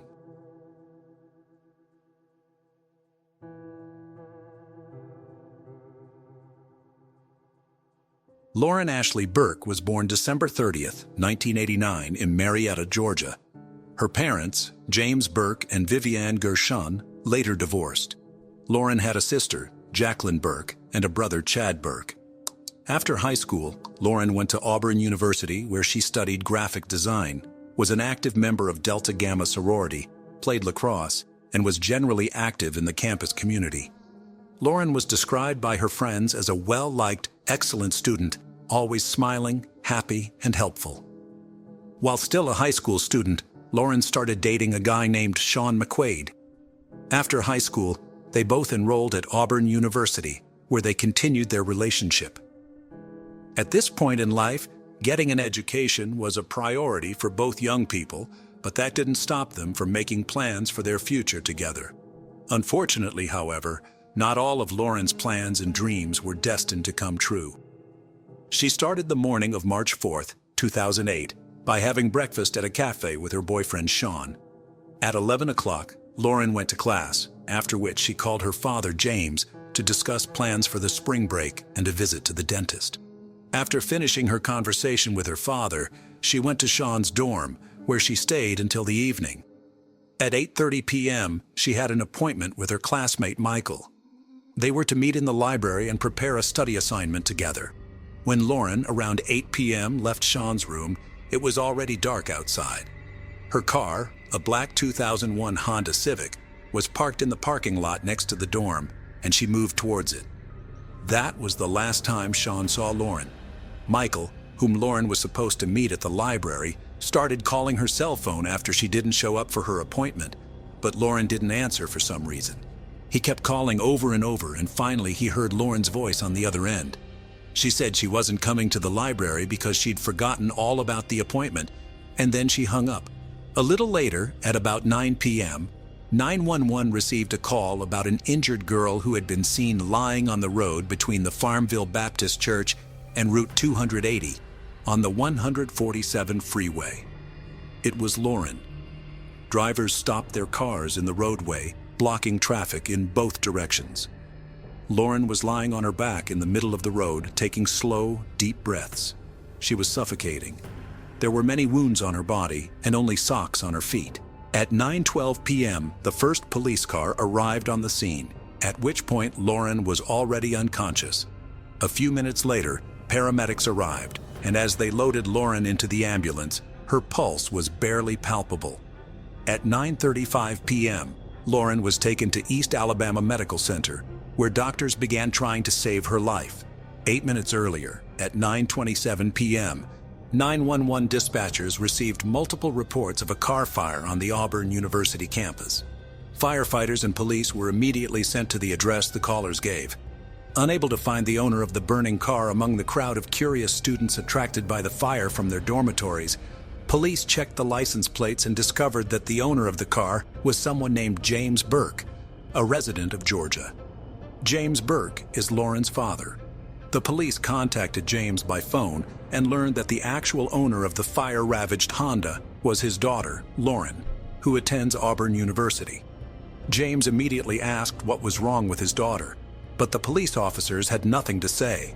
They didn't know where Lauren was and told James that no one was in the burning car. After James talked to the police officer, he immediately started calling his daughter's cell phone, but she didn't answer, which only added to his anxiety. Unable to reach Lauren, James first called friends of his daughter that he knew, but none of them knew anything about her whereabouts or the car fire. He then called his ex-wife and Lauren's mother, Vivian Gershon, hoping that maybe she knew where their daughter might be. Lauren's mother didn't know anything about what had happened either.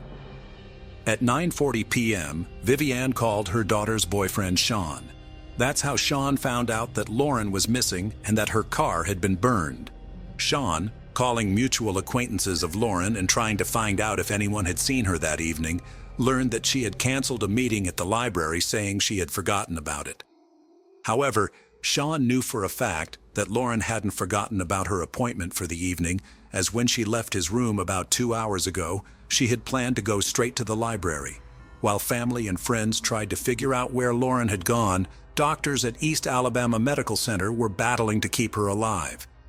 Since Lauren was brought in unconscious and without any personal belongings or documents, the doctors did not know her name.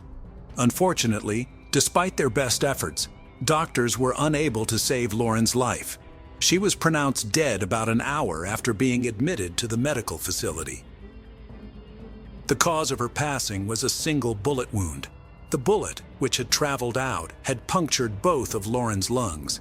Experts concluded that the muzzle of the gun was only a few inches from Lauren's skin at the time of the shot. Police officers, comparing the girl's passing at the hospital and the burned-out car on campus, whose owner was missing, quickly realized that the victim, who could not be saved by doctors, was Lauren Burke. The very next day, March 5, 2008, James Burke identified the body of his daughter after visiting from Atlanta. News of Lauren's passing quickly spread around campus. Auburn University released a statement about Lauren Burke's passing, urging students and staff to be extra cautious on and off campus, but assuring them that the campus is safe. Many of you and your parents have called and are understandably concerned. There is no indication of any additional danger to campus or student safety, the statement said. The Delta Gamma Society released a statement about what fraternity representatives called an unexpected and disturbing crime. The society urged Sisters of the Auburn branch to cooperate fully with detectives while they sort out what happened. While Lauren's family and friends were grieving, police were trying to figure out who took her life, how the car fire was connected to it, and whether other students should be wary. Both the spot along the road where Lauren Burke was found and the area around her car were processed for evidence. We have put every resource we can into finding the person responsible for this crime, said Auburn Police spokesman Captain Tom Stouffer. Auburn, Alabama is a relatively quiet student community, and we take these things to heart. If someone gets hurt or dies, we all feel it, and we won't rest until we find the perpetrator. Stouffer also said that Alabama Governor Bob Riley offered a $10,000 reward for information leading to an arrest in Burke's case. Lauren's charred car was taken to the Auburn Police Department. Investigators from the State Forensic Laboratory and officers from the State Fire Chief's office sifted through the remains of the car's burned interior. They found scraps of burned clothing, Lauren's melted digital camera, and the car owner's manual. A .38 caliber bullet was found under the front seat, which could mean the interior of the car was the scene of the crime, and the perpetrator had set it on fire to destroy the evidence. Detectives interviewed Lauren's family, friends, and boyfriend. None of them could name a single person who wanted to harm Lauren and was capable of doing so. Knowing that before her passing, Lauren was in a dorm at Sean's, the investigators searched his room, but nothing was found to link Sean to the crime. After speaking with Michael, whom Lauren was supposed to meet in the library, detectives learned that when Lauren answered his phone, he heard a noise similar to that of a moving car. At the same time, it emerged that someone had used Lauren's bank card several times, shortly after she was found lying in the road. In all likelihood, the person who had Lauren's bank card was involved in her incident, and the police began looking for him. However, events soon took an unexpected turn. Less than 3 days after Lauren's passing, at 9:55 a.m. on March 7, 2008, in the parking lot of the Walmart supermarket in Noonan, Georgia, about 75 miles from Auburn, a man of African descent attacked a 72-year-old woman as she was getting into her car. The attacker hit her on the head, threatened her, and told her to get in the passenger seat. He himself got into the driver's seat and tried to drive away from the parking lot, but noticed that an eyewitness to the attack was following him, talking to someone on the phone. The thought of the bystander calling the police prompted the perpetrator to return to the Walmart parking lot. He stopped and got out of the stolen vehicle, ran over to a nearby silver Chrysler Sebring, got in, and fled the scene in a hurry. A few hours later, 4 officers chased the fleeing Chrysler at high speed toward Columbus, West Georgia. The driver did not respond in any way to stop, endangering other road users. During the chase, police observed the driver of the Chrysler throwing an object out the window. One of the chase crews stopped and searched for the object. Police officers found a .38 caliber revolver on the side of the road. Meanwhile, the chase continued, but at one point, the perpetrator's vehicle broke down and smoke billowed from under the hood. The driver stopped abruptly in the roadway and opened the door. Next, a police officer, who was in pursuit on a motorcycle, crashed into the open door. After the collision, the officer flew over the handlebars of the motorcycle and fell to the pavement, only fortunately not seriously injured. The road where the perpetrator stopped was through a forest, and it was into the woods that he rushed to flee. He could not escape, however. The police quickly caught up with him and snapped handcuffs on his wrists. Courtney Laroe Lockhart was born on October 20th, 1984.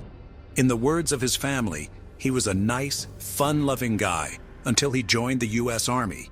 He was sent to Iraq in 2004, from which he returned as someone else in 2005, according to his mother. "He wasn't the Courtney I knew," his mother said. Courtney was a cheerful guy, but after he returned from Iraq, he never smiled again, never let anyone stand behind him, and sometimes hid in the closet or under the bed. In 2006, Lockhart and his girlfriend, with whom he had by this time broken up, had a daughter. Also in 2006, he was court-martialed for assaulting other soldiers, using illegal substances, and deserting his unit without permission. He spent 7 months in detention before being dishonorably discharged from the Army in December 2006. As 2008 approached, Lockhart was said to have gone increasingly off the rails. He barely showered, stopped visiting his daughter, and was heavily addicted to illegal substances. Beginning in February 2008, he committed a string of burglaries, and with the exception of a convenience store robbery, his methods were always the same. He would approach the victim from behind as she was getting into her car in the parking lot, threaten her with a gun, demand that she give him her purse, and attempt to take possession of the car. One such crime ended taking the life of Lauren Burke. Lockhart's string of assaults stopped on March 7, 2008, after he attacked a 72-year-old woman and failed to evade a police chase. After his arrest, Courtney Lockhart, 23, was taken to the police station, where he confessed that he was the one who kidnapped and took Lauren Burke's life. The interrogation was videotaped and became a key piece of evidence at trial. Plus, Lauren's personal belongings such as her iPod and bank cards were found in his car. He gave a detailed account of the events of the day he kidnapped Lauren. It was Tuesday, March 4, 2008. Lockhart woke up in his silver Chrysler Sebring. He had spent the previous night in his car, not far from East Alabama Medical Center. He needed money, so he started driving around Auburn looking for another victim. It's worth noting that all the people he attacked were women, none of them men. His drive ended on the campus of Auburn University, where he parked next to the student dorms. He spent several hours sitting in his car watching the students.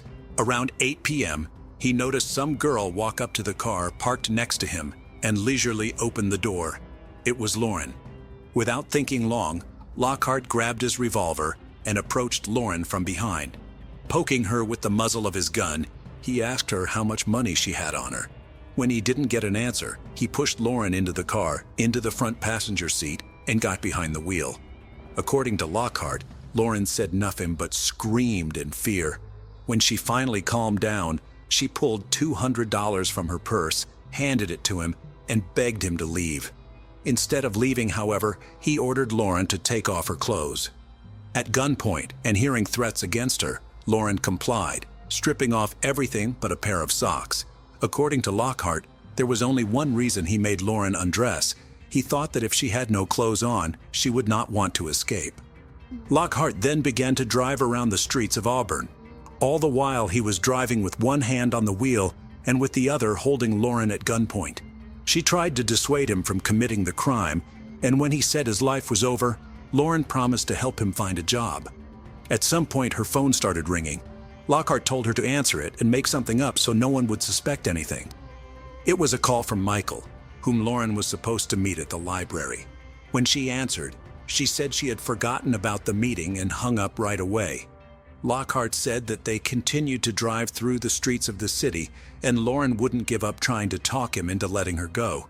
She said she would help him overcome the difficulties he was facing. As they were driving down Highway 147, Lauren opened the door to jump out of the moving car, and at that point Lockhart said he accidentally fired a shot. As we now know, the fired bullet pierced both of Lauren's lungs, plus she sustained injuries from the fall. She managed to wave to passing drivers before her strength failed her, and she lost consciousness. Lockhart told investigators that he parked outside the church and watched as cars began to stop next to Lauren lying on the pavement. Realizing that the police would be arriving any minute, he hurriedly fled. Planning to destroy the evidence he had left in the car, he drove to a gas station and bought a can of gasoline, which he paid for with Lauren's bank card. He doused the interior of the car with the gasoline he bought, then got in and drove to the campus where he abducted Lauren because his Chrysler was parked there. According to Lockhart, as he drove, he became dizzy from the gasoline fumes, so he rolled down the windows to let air in from the street.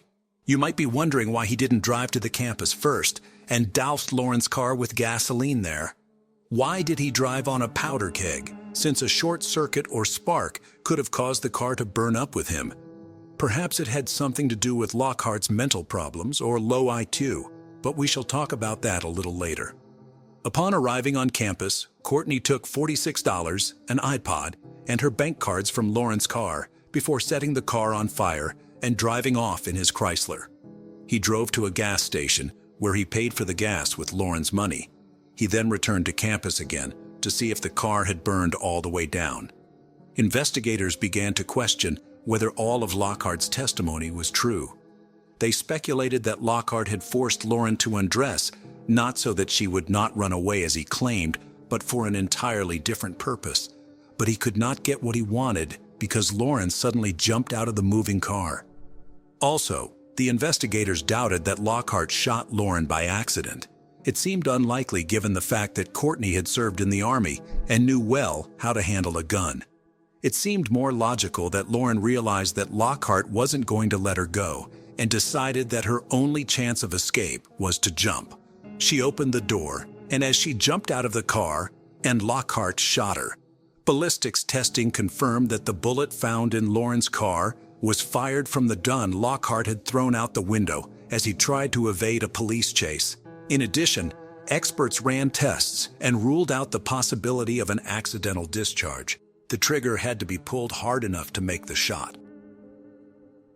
Lauren's family and friends bid her farewell on March 9th, the same day investigators interrogated Lockhart for the second time. The next day he was formally charged multiple times in the Lauren Burke case. The trial began on November 8, 2010. Lockhart's attorneys claimed that their client had a mental illness because of his military service and that the shooting of Lauren was accidental. According to court documents, Lockhart pleaded not guilty by reason of mental defect or insanity. The court was presented with the testimony of a psychologist who testified that Lockhart had an IQ of 86, which is below average, that he had some symptoms from being in combat in the military, but he did not have PTSD, and that Lockhart was immature and not thinking straight. Although the state attempted to introduce evidence of Lockhart's other crimes and his dishonorable conduct in the military, the trial judge excluded that evidence. After the guilt phase of trial, the sentencing phase immediately followed. Lockhart presented witness testimony and evidence in an attempt to cast himself as a war hero who was mentally disturbed by combat and the death of his commanding officer. The jury rendered a special verdict in which an additional aggravating factor was the taking of a person's life in the course of the kidnapping. The jury voted 12-0 to recommend a sentence of life without parole. The trial judge later disagreed with the jury's advisory sentence and sentenced Lockhart to death. In a 28-page sentencing order, the judge explained why he disagreed with the jury's opinion.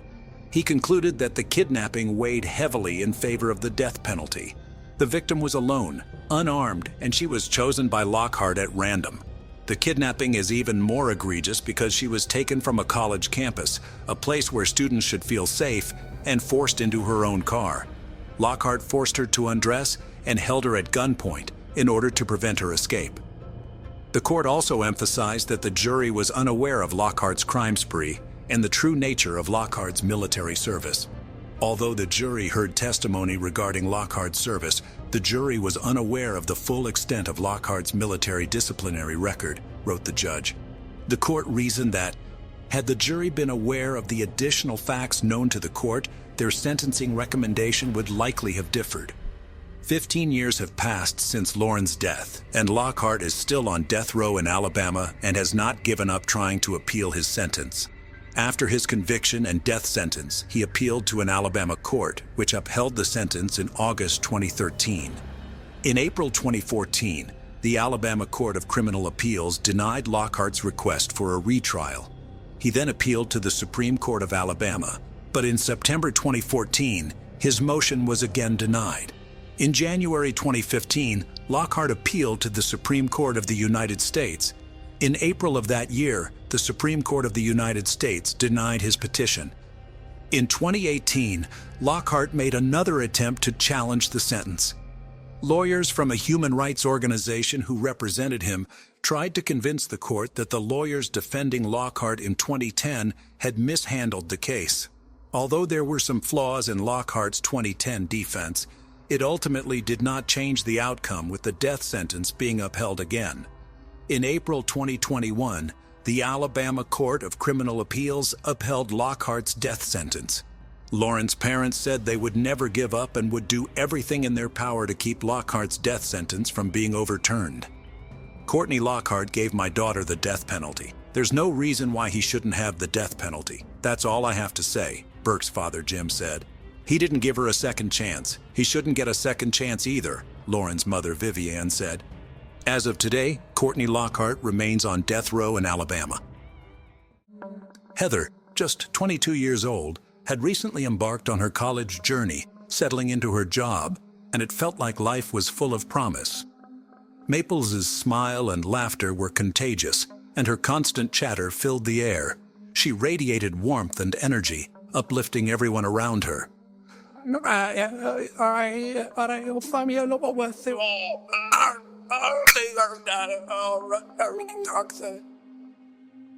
Everything changed on January 7, 2015, when Heather Maples didn't show up for work. Her lifeless body was discovered in her apartment, partly unclothed. Who had the right to take Heather Maples' life? Detectives faced a challenging investigation because Heather had no enemies, and the motive behind this crime remained unclear. If not for one small detail, Heather Maples' death could have remained unsolved, and the criminal would have gone unpunished. Yes, det är worth our say here, and you're what? The only way to bloody figure for good there is you're an airy put. Ain't in your hand or your waiver. On a typical morning at the real estate agency in Murfreesboro, Tennessee, on August 7, 2015, Kelsey Price arrived at work and began her usual tasks. Heather, her friend and colleague, was running late, which wasn't surprising to Kelsey, as Heather was known for her lack of punctuality. Kelsey started calling Heather to wake her up, but received no answer. The previous night, Heather had planned to go to a bar with some friends and had asked Kelsey to come get her if she overslept or didn't answer her calls. Therefore, Kelsey wasn't concerned and went to Heather's apartment to wake her up. The girls' apartments were located in the same complex where they worked. Upon arriving, Kelsey found the front door unlocked. Easily entering inside, she saw her friend lying on the bed, sleeping on her stomach, wearing only a crop top and no underwear. Assuming Heather had a wild night, Kelsey tried to wake her up, but there was no response. She then tapped Heather's foot, attempting to rouse her from her sleep, which no one would ever interrupt again. Maple's foot was so cold that Kelsey literally jumped back in horror at the realization of what had happened. Kelsey Price, in horror, stepped out of the apartment and called 911. Soon, emergency services were on the scene. Detective Tommy Massey was one of the first to arrive at the crime scene, and the forensic team meticulously combed through the apartment. Heather was indeed partially undressed, with signs of blows on her face. The hair of the poor girl was soaked in blood, which was also splattered on the walls. It was clear she had been brutally beaten, tortured, and actually assaulted. Massey and his colleague, Detective Maples, coincidentally sharing Heather's surname, recalled this crime as a horrifying nightmare. That's understandable, as witnessing such a heart-wrenching scene is extremely difficult. Heather Nicole Maples was born on August 23, 1992, in Ocala, Florida. Her mother jokingly called Heather a hurricane baby. This nickname was entirely justified, as many envied the energy and courage that Heather possessed. In 2004, Jennifer Hunter gave birth to her second child. Heather welcomed a brother, Ryan, into her life with great joy. However, Ryan was later diagnosed with significant developmental delays, and the older sister, of her own accord, dedicated all her free time to him. She took care of him, happily spent time with him, taught him to speak, walk, and eat on his own. Heather was in the 7th grade at the time and devoted all the following years until graduation to Ryan, showing immense love and dedication to her brother. At the age of 22, Heather Maples made the bold decision to leave her Texas home and embark on a new chapter in Tennessee, pursuing her dream of becoming a psychologist. The journey began with a call from her former classmate, Chaz, inviting her to join him in Murfreesboro, Tennessee, where he studied. According to him, it was the perfect place for Heather, with a small college town where she could get a great opportunity to prepare for college. Heather accepted, and in January 2015, the future student went to Chaz in Murfreesboro. By the way, their relationship soon turned romantic. A completely different life began for the girl. With the support of her best friend Kelsey, Heather found a job in the office of the residential complex where they lived. Maples was balancing work with her college preparations. Her friends and family supported her.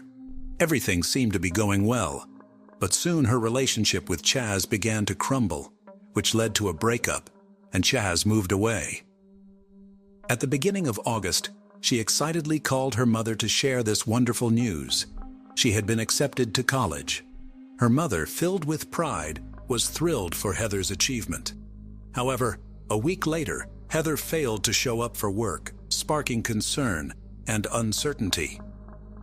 The detectives understood that, considering the nature of the crime, it could have been related to Heather's personal life. At that point, most of her friends were considered suspects, and frankly speaking, there were reasons for that. Upon examining the apartment, there were no signs of forced entry, suggesting that Heather likely knew her attacker and possibly let them in herself.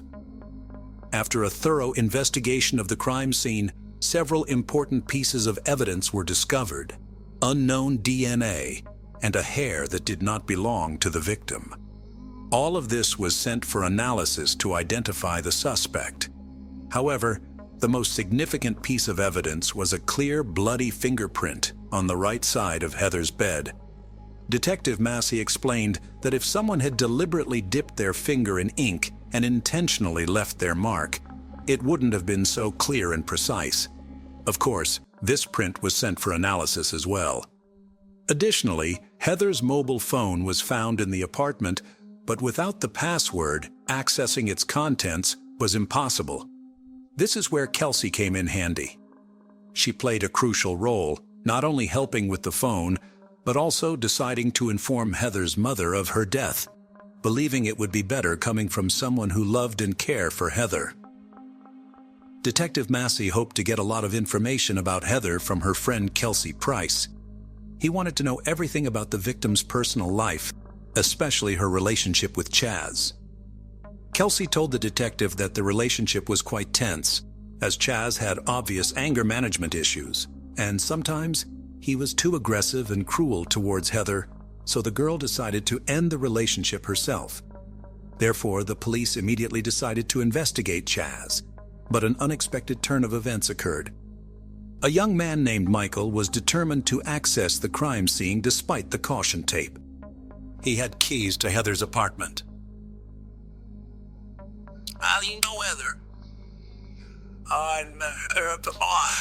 This is doing me rude, but I gotta ask you because sometimes feels so out here, the person I learned that he had sexual romantic knowledge together, and then he contacted him more. Thank you. According to Michael, on the evening before her death, Heather called him and invited him for dinner, which he accepted. Immediately after dinner, Michael went home, unlike Heather, who went to a local bar with friends. But later, Heather reached out to Michael for help. She called me at 11:40, and saw them for his test and saw them. Because it tells me that I need to come to the war. She really needs there right now. There's people that ain't on there, and she's really upset. So we. As Michael recounted, Heather was in trouble. A young man named Ortavio was bothering her and was quite aggressive. Immediately after the incident, Michael offered to drive Heather home. She orders. Is there grainy acts, threats? Sausage. Hurry. And we severed. She was done. I drove her to her at Paris. Yeshua. Stairs. I don't took she was at. As per his statement, it was around 2:30 in the morning on August 7th, the last time he saw Heather. Additionally, during the interrogation, Michael mentioned that Heather's front door should have been unlocked because he had her keys since she was dressed in a dress and didn't have pockets to carry them, and he simply forgot to return them after unlocking the door. Michael was very disappointed and did not seem like a liar at all, but investigators had to take his fingerprints and a DNA sample. They also contacted the bar to obtain surveillance footage, which confirmed everything Michael had said during the interrogation. Analysis confirmed that the fingerprints and DNA found at the crime scene did not match his. After Michael was cleared as a suspect, investigators turned their attention to the man who had been with Heather that night, Ortavio. With Kelsey's help in unlocking Heather's mobile phone, interest in Ortavio significantly increased. Detectives discovered that Heather had messaged Ortavio, a friend of hers, inviting him to her apartment just hours before she was found dead. What are you doing? I don't know. A whole wire down here is sensitive knives, thighs, honey, hearing up you wasn't so you or what is it me up? I think she finished out when it gets cleansed and like. But why did Heather call Ortavio to her home after Michael had saved her from him? The answer was simple. They were friends, and became more persistent than usual at the bar. Heather was caught off guard. She wasn't prepared for this. Now the detectives needed to speak with Ortavio to get his side of the story. What did you do to get her there for that? Oh, we're chasing you. We went into the wall. Okay, and it was Heather, a friend of mine. I'll show you a picture, okay? Yeah, many out there will now have been taken, but I was a little good this one was. It hadn't just. Yeah, in house there, see it anyway. It was so that. The detectives immediately realized that Ortavio was unaware of Heather's death, but what if he was somehow involved in this case? Meanwhile, the interrogation continued. Heather says you came back from Chicago and we met about to meet her. And so that was it. Afterward, Massey eventually asked about the late-night message from Heather. She takes another text, 30 years something. Has it left? Oh, well, all Larry's. He was off this one. The detectives intensified their questioning of Ortavio, using a tough interrogation method that not every suspect could withstand. He was sorry while you are in all records since you are him. You were wavered yesterday. Your kids was with him all day. Is yours not only his full take? How lazy you takes you from back over there. He went over there, and then something happened. And not only was this girl raped, she's dead. For once. No way. His way, one day, here's what I'll give it to him. There's DNA all over there. It's gonna go back, I'll believe, for one yesterday. Oh, no, that's... Ortavio was shocked by what he heard. It seemed he genuinely didn't know what had happened to Heather. Following the interrogation, he willingly agreed to a DNA test, confident that it would clear his name. The results proved him right, as the DNA found at the crime scene did not match his, leading to his exclusion as a suspect. Without any leads, the detectives worked practically around the clock, reviewing surveillance footage, scrutinizing every detail provided by witnesses. On the 9th day of the investigation, as Detective Massey was preparing to leave the office late at night, he received a crucial call from one of the directors of the forensic laboratory. Massey finally got the answer regarding the bloody fingerprint that was lifted from Heather's bed. It belonged to a young man named Brandon Bowling, whose fingerprints were on file due to his employment at a company where he previously worked. You know him. He named as Chase.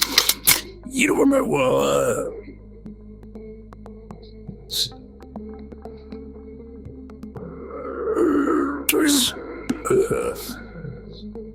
This development prompted Detective Massey to approach the interrogation very gently, wanting to give Brandon a chance to explain what happened that night.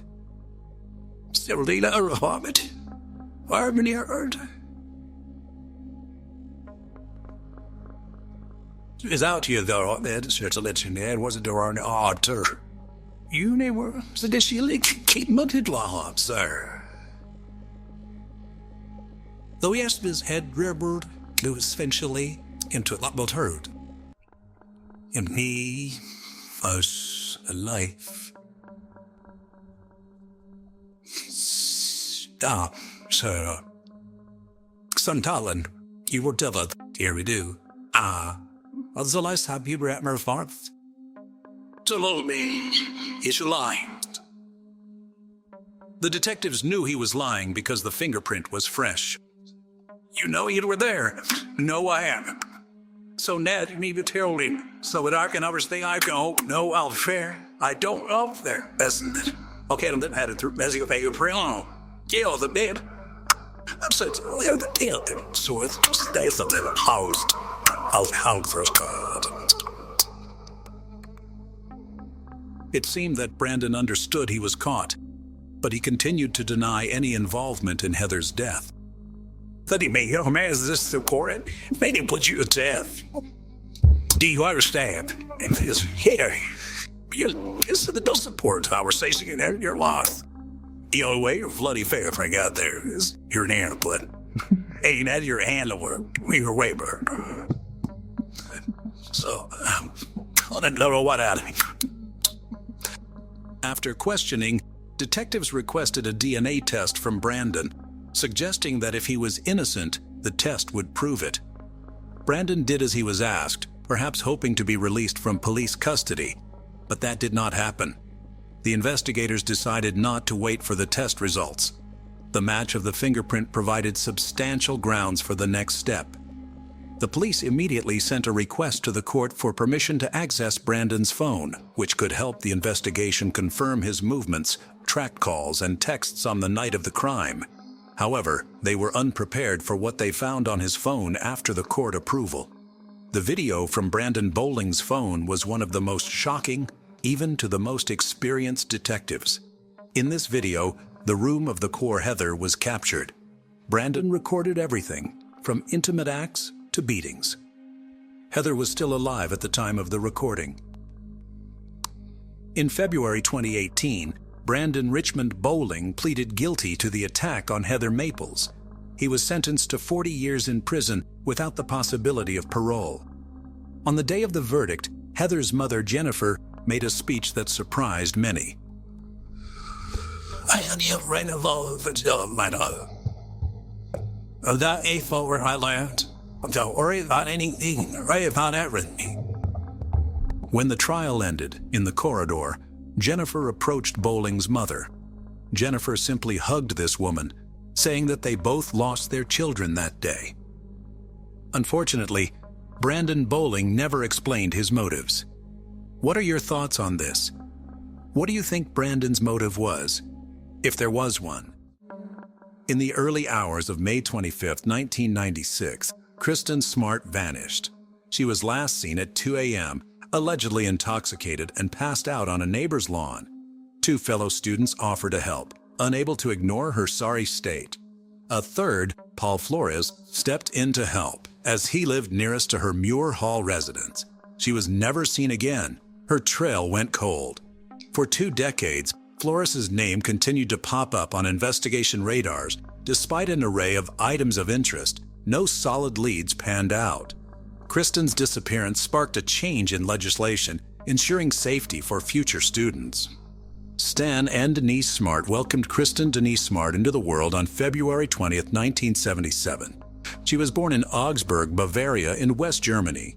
Kristen's parents were both teachers of the time to children of American military personnel. When she was still a young child, they eventually moved back to Stockton, California. The eldest of 3 children, Kristen's mother Denise called her a dreamer. According to her family, Kristen had a great love of the ocean and an adventurous spirit. She had a real zest for life. Kristen graduated from Lincoln High School in Stockton in 1995. Prior to attending university, she worked as a lifeguard and camp counselor at Camp Mokuleia in Hawaii. In 1996, Kristen enrolled at California Polytechnic State University in San Luis Obispo, California. She had high aspirations, but was also indecisive. Initially, Kristen enrolled at Cal Poly to study architecture.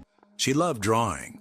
Later, she changed her major to communication studies. Denise said she wanted to be the next Joan London, traveling the world as a reporter. Memorial Day weekend 1996, Kristen called home and left a voicemail. Good news, I'll call home Sunday. The call never came. Like clockwork, Kristen checked in with her family every Sunday, but for the Smarts, all communication ceased that faithful weekend. Friday night, Kristen attended an off-campus birthday party. Her friend, Margarita Campos, recalled dropping her off. Campos said that Kristen seemed a little mad because she didn't join her for the evening. The last thing she said to Kristen was to be careful. Temperatures were warm, and Kristen wore a cropped gray t-shirt, black surf shorts, and red Puma sneakers. Witness statements from the party varied. Some alleged she was extremely intoxicated. Others claimed she didn't drink at all. Some believed she was possibly given a date rape drug. On May 25, 1996, at 2 a.m., fellow student Tim Davis spotted Kristen passed out on the lawn next door. Together with Cheryl Anderson, an acquaintance of Kristen, they both helped her walk back to her campus dorm, Muir Hall. It was then Paul Flores reached the group and offered to help take Kristen back to the residence. He was leaving the party too and spotted them on his way back to his own dorm, Santa Lucia Hall. Once all 3 reached the Cal Poly campus, Davis left the group since he lived off campus. Now down to 3, Cheryl started to notice Paul's odd behavior. In her disposition, Cheryl remarked about the many stops made along the way. She also noted the familiar manner Paul had with Kristen. He held her around the waist, as Kristen wrapped her arms around his neck. Paul even suggested that Cheryl go ahead as they tried to catch up. Cheryl eventually went her own way, but not before double-checking with Paul about ensuring Kristen's safe return. Paul claimed he walked Kristen to the intersection of the hallways that led off to both their respective residence halls. This was around 2:30 a.m. on May 25, 1996. Kristen Smart has never been seen or heard from since then. When Sunday rolled around without a call from Kristen, Denise didn't grow immediately concerned. With Monday being a holiday, anything could have come up. Kristen's roommate, a neighbor, however, found it unusual. They contacted the University Police Department to report Kristen missing. No report was taken. Concerned, they called Kristen's family and the San Luis Obispo Police Department. On May 27, 1996, Denise received a call from the UPD asking if Kristen had returned home for the weekend. She hadn't. The UPD only filed the missing persons report 3 days after her last sighting. Kristen's roommate, Crystal Calvin, revealed that none of her personal belongings were missing. This suggested to authorities that Kristen probably didn't make it back to her room. Paul Flores was now a person of interest. He was the last known person to see Kristen. 5 days after Kristen went missing, Paul was interviewed by the UPD investigators. He told investigators they both went their own directions at the intersection. Investigators, however, were quick to notice Paul's black eye. When asked about it, Paul said he was elbowed in the face during a basketball game. A friend later refuted this story. He insisted that the black eye was there before the basketball game. Paul allegedly told him he didn't know how he got the black eye. He just woke up with it. A month later, in June, Paul was interviewed again, this time confessing he lied about the black eye incident. Paul changed his story. He apparently hit his eye on the steering wheel of a truck. When questioned further, Paul said that the story sounded unlikely. Paul told investigators he was in his truck at around 2 a.m. on the morning of May 27, 1996, installing a car radio because he was selling his truck. Family lawyer for the Smarts, James R. Murphy Jr., said Paul was last seen with Kristen after the party. His injuries looked consistent with those of someone involved in an altercation. Cadaver dogs were called in to assist in the search for Kristen on June 29, 1996. 4 dogs trained to search for human remains were used individually to search Santa Lucia Hall. Each dog alerted to room 128, Paul Flores's room. The dogs showed no interest apart from the corner of one mattress. A mattress Flores told investigators belonged to him. Carta dog handler Adela Morris said cadaver dogs can detect the slightest physiological changes. Their reactions during the search indicated a strong possibility of a dead body being in room 128. A second handler, Gail LaRoque, recalled the behavior of her boxer Tori. When allowed to search, Tori repeatedly searched the left side of room 128, the side used by Paul Flores. The dog's behavior and strong reaction indicated she found a scent but was still searching for its source. Paul Flores remained the strongest suspect. Nobody meant no formal charge. Paul went on to live his life as a free man shrouded in a cloak of suspicion. From 1996 through 2007, investigations continued. Searches were conducted in all possible locations, including 4 properties owned by the Flores family. None of them yielded any positive results. On the advice of his lawyer, Paul Flores pleaded the Fifth. The Fifth Amendment of the United States Constitution protects individuals from incriminating themselves. The person who invokes this clause cannot be compelled to provide information that they feel could incriminate them further. Paul therefore had the right to remain silent during his 1997 deposition. Attorney James R. Murphy hit a brick wall. Paul's silence and refusal to cooperate left investigators scrambling for new leads. Although all evidence led back to Paul, former Sheriff Ed Williams himself said he saw no way of completing the case. Authorities were getting frustrated. The Smarts took it upon themselves to file a wrongful death charge. The court, however, decided against proceeding with the charges. Kristen's case was still an active criminal investigation. Paul and his family refused to publicly address the case of Kristen Smart or the accusations against them. Although Derek C., one of Paul's roommates, said Paul allegedly joked about Kristen's disappearance, these allegations remained speculation as Paul shielded himself against further questioning by lawyering up. 6 years after going missing, on May 25, 2002, with no remains having been found, Denise Smart confessed it was a bittersweet moment of closure. Then Chris Lambert broke the silence. Chris was 8 years old when Kristen went missing. Haunted by the ever-looming billboard over Arroyo Grande, Chris found himself asking why there were still no answers all these years later. Hearing about Kristen's disappearance at a young age frightened him. Chris became fixated by the case. In May 2018, he quit his job at a musical instrument shop to work on the podcast full-time. With no formal training in law or journalism, he was driven only by a passion for answers. He began asking questions to see if he could get people talking.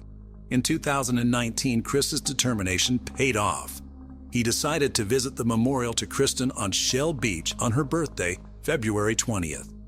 Armed with a cell phone, Chris waited to meet someone willing to talk about Kristen. As luck would have it, he ran into Kristen's mom there and was able to talk with her about her daughter.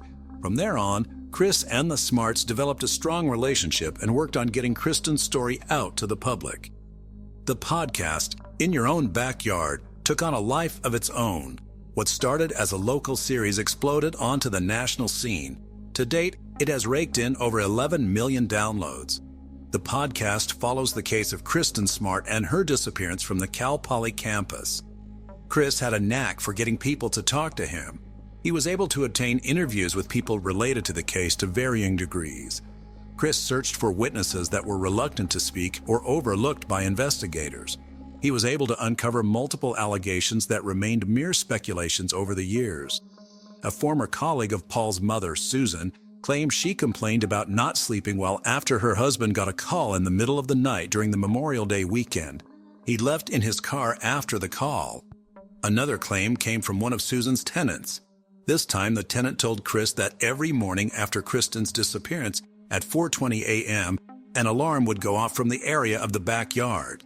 A third interview with an Australian exchange student brought to the forefront a possible altercation between Kristen and Paul.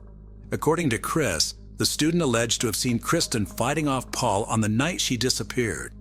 In an effort to tie up all of the speculations made by people interviewed by Chris, certain theories were highlighted. The first being that Paul got a black eye during a tussle with Kristen. The second, that Paul's father, Ruben Flores, helped cover up the crime. And the third, that the body of Kristen Smart was buried in the backyard of the Flores home. Another disturbing development in his investigation was that Chris uncovered allegations of gross misconduct by Paul over the years. Women who went to school or worked with Paul reported his overly flirtatious behavior and excessive drinking habits. 4 women approached the Daily Beast, alleging Paul had sexually or physically assaulted them. An ex-girlfriend even went as far as to claim that Paul brandished a butter knife in her face during a fight. 13 more women had accusations leveled against Paul, including predatory behavior, harassment, and sexual assault. Although Chris has made 2 attempts to contact Paul, he had no success. He figured an interview could tie up loose ends, but more importantly, it would give Paul a chance to explain the allegations against him and give his side of the story. However, he refutes the claim that Chris tried making contact with her family. Susan stated she could shoot plenty of holes into Chris's investigation. Sheriff Ian Parkinson of the San Luis Obispo Sheriff's Department credits Chris for helping move the investigation forward. Parkinson commended Chris on putting together a well-done podcast. He said getting the story out there persuaded people to come forward, the value of which has been a game changer. Denise Smart also credited Chris, saying, "The stars aligned when the podcast aired." Denise further thanked Parkinson for putting vigor back into the case of Kristen since taking office in 2011. Despite the continued silence of the Flores family, the investigations along with the podcast shook their precarious foundation. On January 29, 2020, 2 trucks owned by Paul were taken into evidence. On February 5th of that same year, search warrants for specific items of evidence were issued for 4 different locations. This included a home in Los Angeles. Paul was briefly detained while the search was carried out. By April 22, 2020, the Los Angeles Times reported that a search warrant was served at the home of Paul Flores in San Pedro, California. Items of interest were successfully retrieved during the search, including date rape drugs and videos of Paul sexually assaulting young women. Paul was then arrested on February 11, 2021 in Ranchos Palos Verdes, California, on suspicion of being a felon in possession of a firearm. In March of the same year, a search warrant was issued for the home of Paul's father, Ruben Flores, using cadaver dogs and ground-penetrating radar to carry out the property search. An older model Volkswagen was towed away for evidence after a search conducted by the dogs. On April 13th, Paul and his father Ruben were taken into custody by San Luis Obispo County Sheriff's Department in relation to Kristen's case. Paul was charged with murder and Ruben with being an accessory after the fact. Paul may have gotten away with a charge of sexual assault due to the statute of limitations, but murder committed during a rape or attempted rape still carries a first-degree felony murder charge. In September 2021, a judge ruled that there was sufficient evidence for the case to proceed to trial. Set to begin in April 2022, the trial was delayed and moved to Monterey County. The trial began on July 18, 2022. Paul and Ruben are being tried separately with two different sets of jurors, but at the same time. Opening statements made by San Luis Obispo County Deputy District Attorney Chris Pevrel painted a picture of a young life lost too soon. Pevrel described to the jurors a family mourning their daughter's unknown whereabouts and the evil that is Paul Flores. He added that evidence found at his father Ruben's house suggested both men were responsible for the death and subsequent disposal of Kristen's body. Paul's defense attorney, Robert Sanger, called that evidence into question. He said it was a tragic situation, that Kristen's body was never found, nor was any DNA evidence. He stated it is believed she is deceased, but there is no evidence of what happened to her after Paul left her at her dorm. Since July, the trial has seen accusations of predatory behavior and violence leveled against Paul Flores. Many women have come forward accusing Paul of harassment and inappropriate sexual misconduct. Two women who were referred to as Rhonda Doe and Sarah Doe gave testimony of their encounters with Paul. Both women alleged they felt uncharacteristically drunk after meeting Paul. Large chunks of their memories were lost, and both described waking up to Paul abusing them. Their graphic testimonies brought jurors to tears, prompting Judge Jennifer O'Keefe to call for a recess. Testimony surrounding the search of Ruben Flores' home caused another juror to break down. With testimony from investigators and experts, many graphic details are being recounted. Judge O'Keefe stated that it was a long, hard trial, and sometimes things are emotional. It was not unusual for jurors to break down emotionally. Damning evidence came in the form of one Jennifer Hudson. Hudson took to the stand explaining how she encountered Paul and his friends while skateboarding. She was 17 years old at the time. Previous court papers stated that Hudson alleged Paul remarked he had buried Kristen beneath his ramp in his backyard in Hawasna. This was allegedly said while they were together during a public service announcement of Kristen's disappearance. Sanger, defense attorney for Paul, questioned the relevance of her statements. He pointed out her recreational use of drugs and alcohol, questioning her reliability. He implied she was not answering truthfully according to a transcript of her tweets. Hudson acknowledged her lack of action in notifying police. She said she only came forward after the podcast was aired. She further admitted that she canceled an interview with a detective after meeting the producer of the podcast in 2019. Sanger further questioned Hudson on whether she thought Kristen Smart was buried in Susan Flores' backyard. She reportedly responded, "That made the most sense." When Sanger pursued that Hudson had affiliations with motorcycle gang members, the line of questioning was objected to by prosecutors, the judge siding with the prosecution. During a cross-examination by Pevrel, he asked Hudson to explain a previous statement in which she said she felt responsible for the misery of the Smart family. Hudson responded by stating that had she not been a coward, she would have come forward earlier. After her testimony, Hudson reportedly broke down in tears. Unexpectedly, court proceedings were halted after Hudson's testimony. No reason given by the judge. The trial is expected to continue through September 2022. For the Smart family, an emotional decades-long search for the truth is finally coming to an end, yet their heartbreak over losing their daughter never will.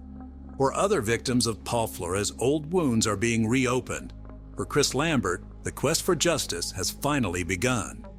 Kristen Smart can finally rest at peace as her killer may soon be held accountable. No longer just a face on a billboard, Kristen's story is being laid bare for all to hear and for all to share in the triumph and relief of seeing her killer face his just dues. Hi everyone, my name is Jack and today we're going to take a look at another horrible case with you. The case of Sheila LaBarre, a monster with an angelic appearance. Psychological and physical traumas received at an early age can have a very unpredictable effect on adult life.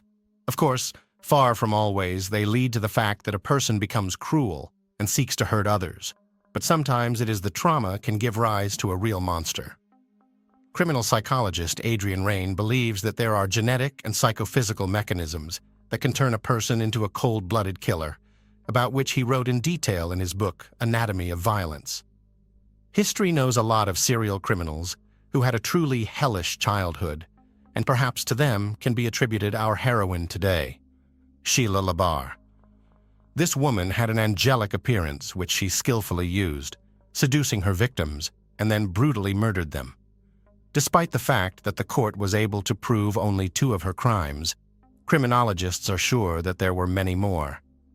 And now let's look at this difficult story from the beginning and try to understand whether Sheila LaBarre was a born monster or became him as a result of the cruelty that she faced in childhood.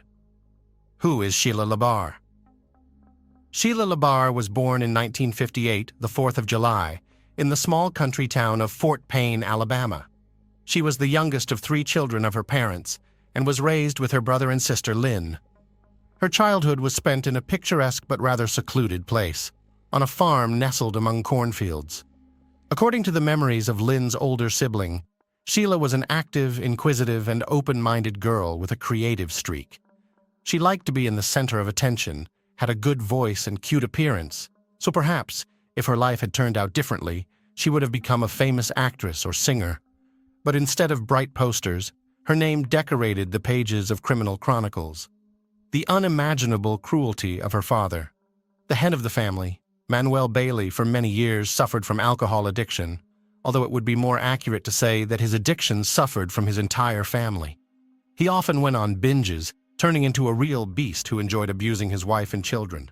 He insulted and humiliated them, beat them with anything that came to hand, could throw everyone out in the middle of the night in a downpour or frost, and locked himself in the house, not letting anyone inside.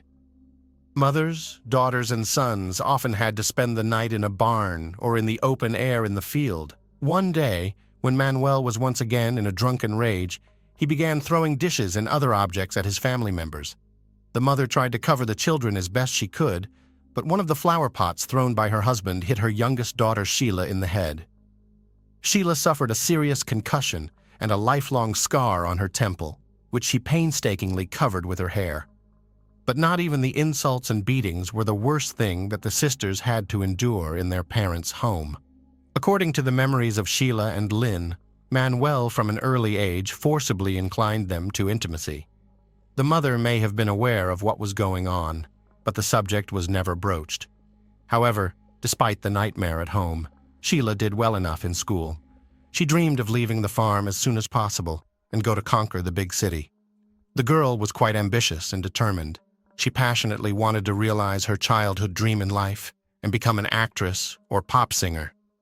And she had everything for this: charisma, bright appearance, and a beautiful voice, adulthood, first marriage. Barely Sheila was 18 years old. She left her parents' home, but adult life was not so joyful. To enter the university, she was not allowed to average score, and to move to the big city, she simply did not have the money. Then Sheila got a job as a maid in one of the hotels, where by that time her older sister was already working. It should be noted that Sheila had a slender figure and a very attractive appearance. She had big blue eyes, a charming smile, and a mop of thick long hair. She was surrounded by attention from men, and over time, she learned to use it and manipulate her suitors. In the late 70s, LaBarre, then Bailey, met a guy named Jonathan Baxter, and a romantic relationship began between them. Jonathan was not yet 20 years old at the time, but he already had a young daughter from a previous relationship. However, the child did not become a hindrance, and soon the couple got married. However, this marriage lasted only a few months and collapsed after Jonathan learned that the young wife abused his daughter while he disappeared at work. Jonathan did not organize scandals and listen to explanations. He just Strazoot filed for divorce and put his wife with his belongings outside his house. He never wanted to see or hear from her again. After the divorce, Sheila dated various men and mostly lived off them. But all these relationships were fleeting and lasted from a few weeks to a couple of months, until in the early 80s she met her future second husband, Ronnie Jennings. The tumultuous romance soon led to marriage, and Sheila took on a double last name, Bailey Jennings. It was an unhealthy relationship between two irascible and unstable people who regularly cheated on each other, scandalized, and even fought. Still, their marriage lasted more than 3 years. In 1984, after another family quarrel, Sheila demanded a divorce from her husband, but he refused her. In fact, Ronnie did not hold on to the relationship at all. He just wanted to piss off his wife and make her mad, and he succeeded.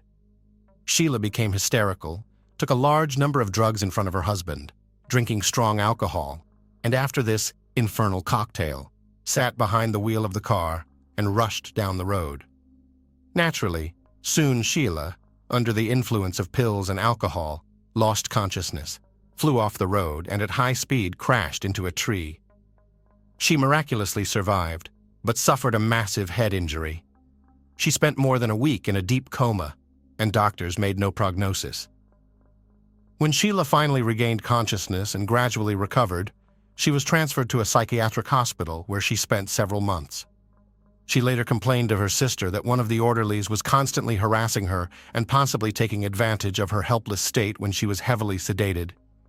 After all this, Sheila returned to her second husband's home, but began to behave not just aggressively, but threateningly toward him. When during another scandal she attacked Ronnie and poked him in the chest with nail scissors, Ronnie, fearing for his own life and health, filed for divorce and hurriedly moved out of the mad woman. Rich lover. When the second marriage was dissolved, the young woman began looking for lovers through the dating columns of the print media, and she left her ads there as well. But no man did not stay with her for long, because Sheila tended to dominate everything, rigidly suppressing their partners both in intimate and everyday life. Soon the photo of an attractive girl in the dating section drew the attention of 60-year-old Wilfred Bill Labar. The man had previously been married twice and had adult children and grandchildren from previous marriages.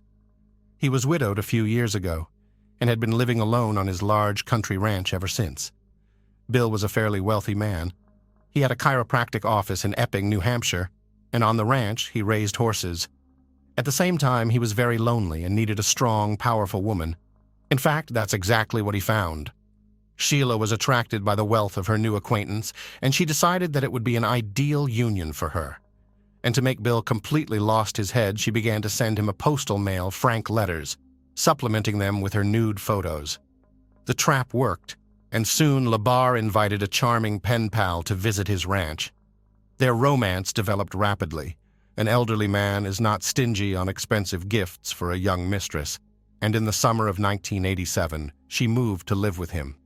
This has incredibly flattered the doctor, who now went out in public with a beautiful companion who was half his age and was fit for him as a daughter. Nevertheless, he did not plan to marry Sheila. However, Sheila, not waiting for a marriage proposal, changed her name, calling herself Labar. Bill was surprised by this turn of events, but he did not object. Sheila began to interfere in all the affairs of her elderly lover, starting to control his business, finances, and disposition of his property. In addition, Bill was getting older and could not satisfy the intimate needs of a young woman. Then, according to Sheila herself, he allowed her to meet other men whom she often brought directly to their home. One of Sheila's regular lovers, closer to the mid-90s, was a Jamaican national named Wayne Ennis. He was much younger than Sheila and was initially hired as an au pair on the ranch, but soon the young man, with Bill's consent, which was probably given under pressure from Sheila, moved to live in the owner's house. In 1995, Sheila and Wayne officially legalized their relationship, and the spouse considered that from now on, he would be. The couple continued their relationship online. Sherry sent photos of ultrasounds and her growing belly. I just bulged out my belly. Jerry wanted to believe it so badly that I had no doubt he would see the pregnancy even if it wasn't there, Miller would later say. Soon, on November 5th, 1999, Jerry Cassidy received an email, presumably from Bruce Miller, in which he wrote that he knew about everything and would not let the bastards be born. A concerned Jerry tried to contact Sherry. Hours later, she texted him herself, informing him that she had to leave for a few days and that she would text him later. The next day, Jerry received a message from Bruce and learned that he had forced his wife to have an abortion. Attached to the letter were photos of a battered Sherry. I remember standing in front of the mirror trying to draw bruises on my stomach, Sherry would later recount. Jerry had reached a tipping point. His children, not one but two twins at once, had been killed by Bruce Miller. He was again devastated and full of anger. He blamed Bruce for the deaths of his 3 children and the abuse of the woman he loved. After reconnecting with Sherry the next day, November 8th, Jerry said he couldn't go on like this. He would kill her husband. The couple set about devising a plan to kill him. They worked out routes, parking spots, and even the best place and time to get to the dump. Jerry then made the long drive from his home to Michigan. That same evening, as Bruce planned to leave work, he received a call from Sherry and, following the plan, asked if he could pick up a pizza on his way home. Distracted by the conversation, Bruce did not notice a man approaching him from behind, pointing his 20-gauge shotgun at him and pulling the trigger. After committing the crime, Jerry went home and Sherry began the next part of the plan.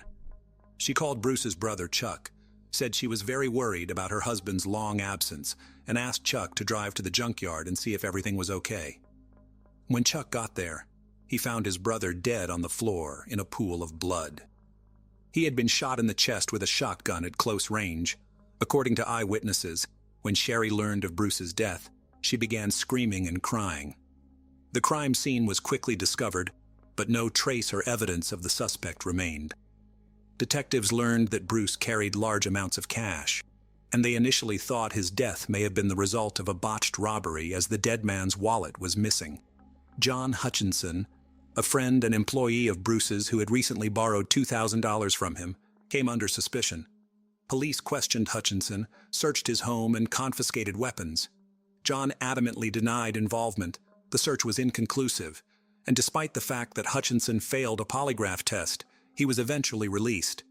A theory of murder due to falsification of vehicle identification numbers was considered. However, none of the options did not give any leads, and soon the case was closed. Meanwhile, according to Bruce's sister, Judy Miller, Sherry's behavior did not fit most people's idea of a grieving spouse. 2 days after the death of her supposedly beloved husband, she was already dancing in a bar in Otisville, Michigan, and looked happy. 2 weeks later, she had a boyfriend, and it wasn't Jerry Cassidy, but a local delivery boy named Jeff Foster. The goal was accomplished. It was like Sherry had passed a level in a video game, and the former lover was no longer interesting. Jerry thought that after the murder, he would be with the woman he loved. After all, he killed for her, but that didn't happen. She began to distance herself, and a month after the murder, she moved her new boyfriend Jeff Foster into the house she used to share with her husband and completely severed her relationship with Jerry, leaving him devastated. It was probably at this point that Cassidy realized he had murdered an innocent man in cold blood, and naturally, Sheila chose an occupation to her liking. She became an operator of intimate phone services. Since she had a truly enchanting voice, men fell for the bait and offered to meet her in person. Among such guys was Kenny County, who at the time of their acquaintance was barely 24 years old. The young man was attractive in appearance, very good-natured and open. However, he had a low IQ level, due to which he was very gullible. This was exactly the kind of guy Labar was looking for. Kenny was very close to his mother, on whom he actually depended, but Sheila, with the help of clever manipulations, managed to break this connection and literally lure Kenny to herself. She made him an unforgettable night of love and promised that they would be like this all the time. The young man decided that he had met the woman of his dreams, about which he informed his relatives, and then moved to live in Sheila's house. But soon Sheila showed the guy her true face, having arranged for him a real torture room in one of the rooms. Each time, intimacy inevitably turned into a brutal beating, or something worse. Kenny's body was covered with bruises, abrasions, scratches, cuts, and burn marks, but he could not leave the house of the mistress who had completely subjugated his will. Sheila did not allow him to see and communicate with his loved ones, and his family could only guess what was happening to Kenny. The first alarm was raised by neighbors who periodically noticed the guy and were horrified by his sickly appearance. A few days before his disappearance, a local store clerk took a picture of the young man on her cell phone camera, and later this picture was attached to the case file in court. In the photo, Kenny's condition could be described as deplorable. He was very thin, there were huge bruises under his eye and on his cheek, and his nose was probably broken.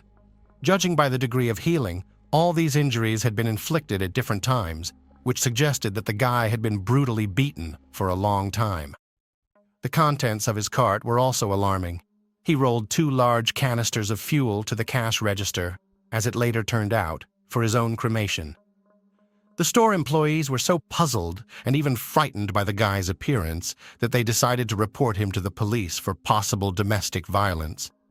But this time, Sheila managed to get away with it, and they could not charge her with anything. Soon Kenny stopped contacting his family altogether, and when his worried mother arrived at Labar's house, the owner behaved aggressively and advised to leave Kenny alone. All subsequent attempts ended similarly, at which point Kenny County's family filed a missing persons report with the police, indicating that he may be being held forcibly at the country ranch, a home crematorium, and gruesome findings.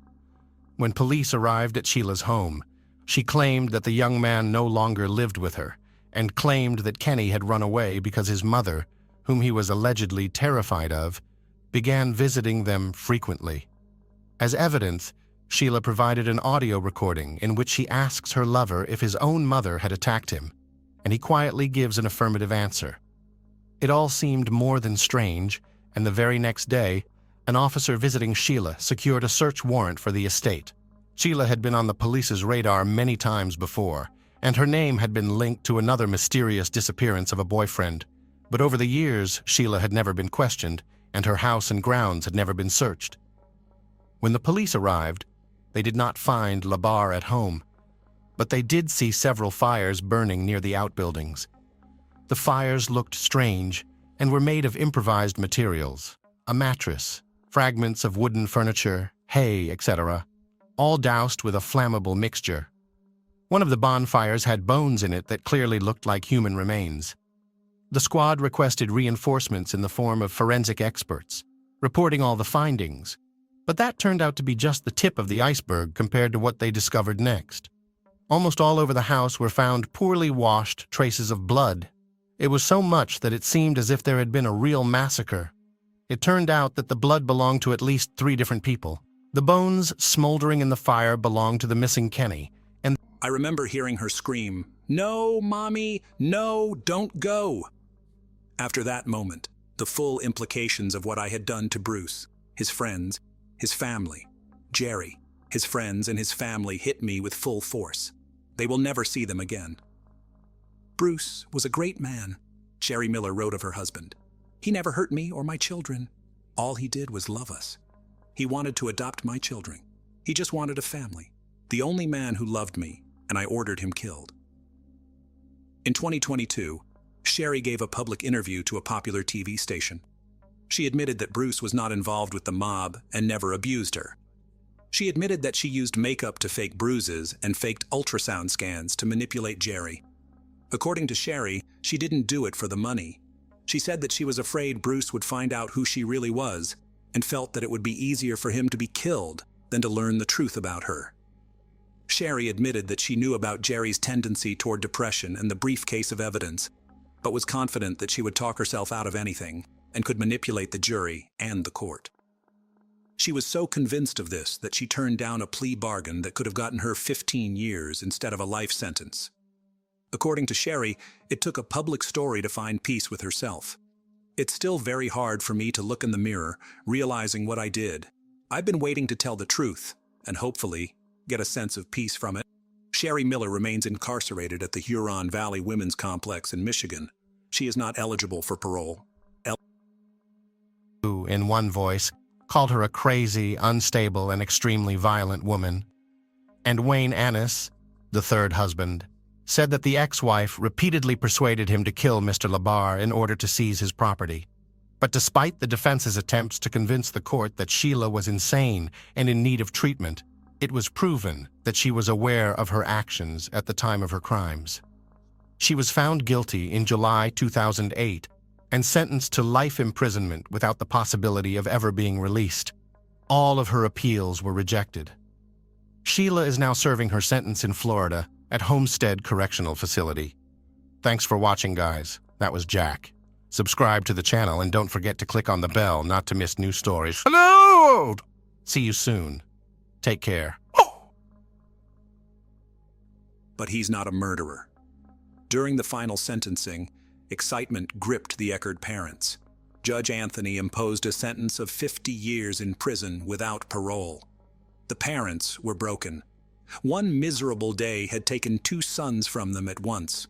The cold-blooded murder of an innocent man and even a brother is clearly beyond the bounds of adequate human response. In the biblical story, the brother killer Cain was banished from paradise as punishment.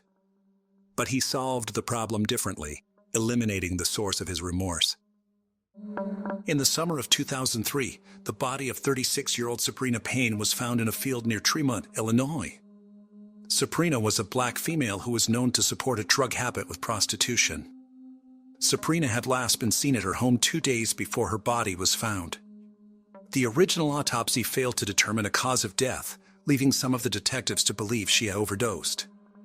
One detective, however, felt uneasy about that assumption. His suspicions were confirmed as more bodies were found in Peoria and Tazewell counties over the next year. On February 5, 2004, the body of 36-year-old Barbara Williams was found in a ditch near Edwards, Illinois. She was found partially clothed and lying face down in the snow. She had been seen alive between 9 and 10 p.m. the night before. An autopsy showed that she had multiple contusions and abrasions on her body. Toxicology showed that she had fatal levels of cocaine in her blood. At this point, police were not ready to call this a murder or entertain the idea of a serial killer preying on black drug-addicted prostitutes. In October of 2004, 32-year-old Shakonda Thomas was reported missing. She had last been seen by her family in August. Shakonda was known to disappear at times, but when she didn't come back after several weeks, her family reported her missing. Shirley Ann Trapp was also reported missing in the late summer of 2004. She was seen 3 days before she was reported missing. Tamara Walsh was reported missing in September of 2004 after not being seen for 3 weeks. All 3 missing women were also black females known to support a crack cocaine habit with prostitution. 36-year-old mother of 8, Laura Lawler, disappeared from her home after leaving with a man and woman. Her longtime partner searched for her but only was able to determine she had been with a man named Larry. Her boyfriend, and father to her 7 daughters and 1 son, describes Laura as the love of his life and a beautiful soul. The two had experimented with crack cocaine, and Laura seemed to struggle with addiction before her disappearance. On September 25, 2004, Linda Neal was found on Keene Road in Tazewell County. She was found nude along the side of the road. Linda, like the other women, was known to be part of the drug scene in Peoria. At this point, police had determined there was likely a serial killer stalking black females in the Peoria area. A task force was formed, which one detective states would have occurred much quicker if the victims had been white females. While police desperately searched for the killer, they kept a close eye on women in the community at risk. Despite their efforts, on October 15, 2004, Brenda Irving's body was found in a ditch near Farmington. Brenda was found nude, and an autopsy determined that she had been strangled and suffered blunt force trauma to her head. She also had fatal levels of cocaine in her system at the time of her death.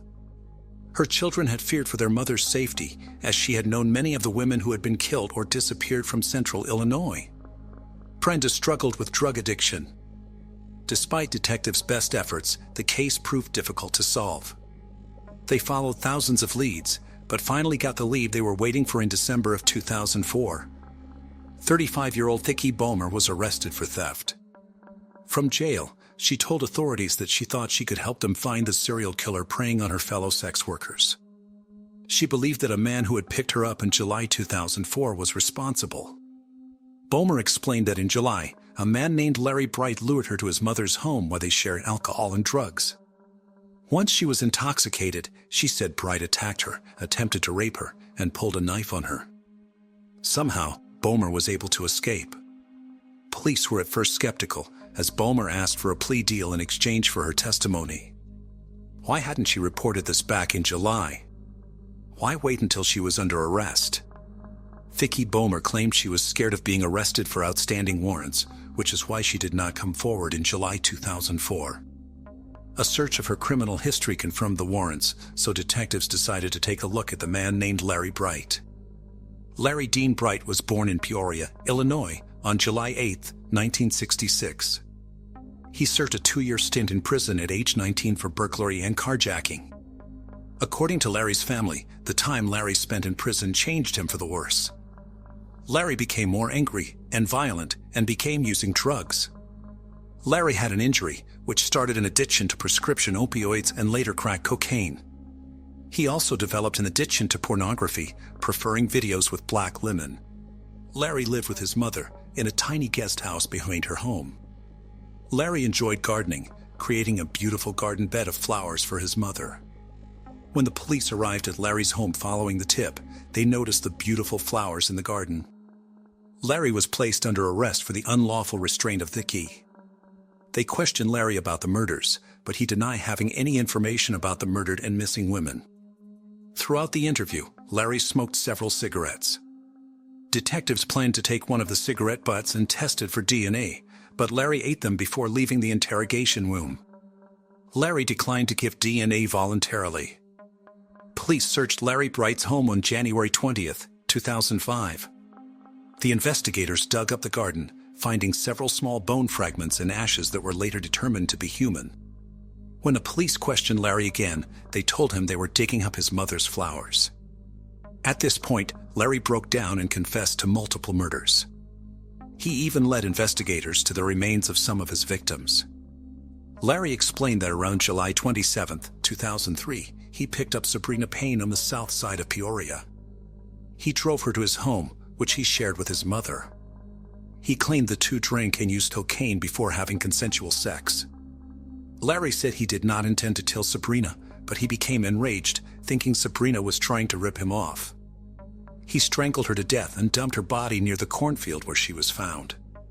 Larry confessed to picking up Barbara Williams in February 2004.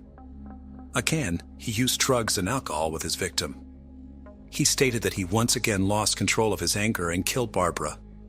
He claimed he caught Barbara stealing from him. He dumped her body along the road, where she was found the next day. The prosecution believed that after the first two murders, Larry developed a bloodlust. At the time of his arrest, he said, "I knew them I would kill the others I would pick up. I went out hunting." Larry also confessed to killing Laura Lauer. He burned her body in his backyard burn pit, burying the remains in his mother's yard. He said he wanted to destroy the bodies to avoid getting caught. He confessed to killing Tamara Walls and burning her remains. Her jawbone was found in the backyard. He admitted to strangling, beating, and burning Shirley and Trapp. Shakanda Thomas had the same fate after being picked up by Larry Bright. He burned the woman and buried the ashes in the yard. Because of his attempts to cremate his victims, he was nicknamed the Bone Crusher. Larry said that he attempted to burn Linda Neal and Brenna Irving as well, but the attempts were unsuccessful due to the weather. He dumped both women along the side of the road. Larry was facing the death penalty following his January 2005 arrest. In an attempt to spare his mother the embarrassment of a trial and avoid the death penalty, Larry Bright pleaded guilty to 7 counts of first-degree murder and 1 count of drug-induced homicide on May 30, 2006. Bright's murders were not considered racially motivated, but detectives believe he was just attracted to black women. He is one of the very few serial killers who chooses victims outside of his race. Larry was sentenced to 7 life sentences without the possibility of parole, to be served concurrently. He was also given an additional 30 years for the drug-induced homicide. As part of the plea deal, Larry will be required to serve 100% of his sentence with no parole consideration. Larry is currently housed at the Shawnee Correctional Center in Vienna, Illinois. He will spend the rest of his life behind bars, but that brings little peace to the families of his victims. The loved ones of Larry's victims want people to know that the women he killed were more than just drug addicts or prostitutes. They were people. They were mothers, daughters, sisters, and friends. The serial killer dentist of St. Louis, Glennon Engelman. Dr. Glennon Engelman was born on February 6, 1927, in St. Louis, Missouri. Dr. Engelman grew up on the south side of the city and felt a deep connection to his neighborhood. After serving in the military, Dr. Engelman used his GI Bill to go to Washington University and become a dentist. He opened his dental office on the south side of St. Louis, serving the community he had always loved. Dr. Engelman, who went by Glenn, was married to a woman named Edna Ruth, but they divorced in 1956. By 1958, both Glenn and Ruth had remarried. Glenn was operating his dental office and appeared to be successfully serving the St. Louis community. On December 17, 1958, citizens in Forest Park noticed a bloodied man stumbling. The man, James Stanley Bullock, soon passed from his injuries. These injuries were caused by a gunshot. No one could figure out why someone would shoot 28-year-old James Bullock. James Bullock was born on April 17, 1931, in DeSoto. He was raised in Shiloh, Illinois, by his grandparents and later his aunt after his parents passed away. According to an article from 1938, the then 7-year-old was living with his grandparents in 1938 and enjoyed attending school and fishing. James later served in the military before returning to St. Louis to work and go to college. Back in St. Louis, James met Edna Ruth, the ex-wife of Dr. Glenn Engelman. The two married, and 6 short months later, James was dead. An employee at a local sanitarium initially claimed James was there 4 days before his murder, asking to be admitted because he feared for his life. His wife and aunt said this was not true, as the three had dinner together on that night. According to his widow and aunt, James was not afraid for his life, and they knew no one who would want him dead. However, Edna Ruth benefited greatly from her husband's death. Ruth had life insurance policies totaling $64,088. While under questioning, Edna Ruth made several weird statements, including telling the police she was married before, but her husband did not know. Who was she married to? Her husband's dentist, Dr. Glenn Engelman. Edna Ruth had lied to James and his family and lied on the marriage application about being married before. Police questioned a local career criminal who was out on parole for an assault at the time of the shooting. They weren't able to tie him to the murder of James, but they did note he lived near Dr. Engelman's office.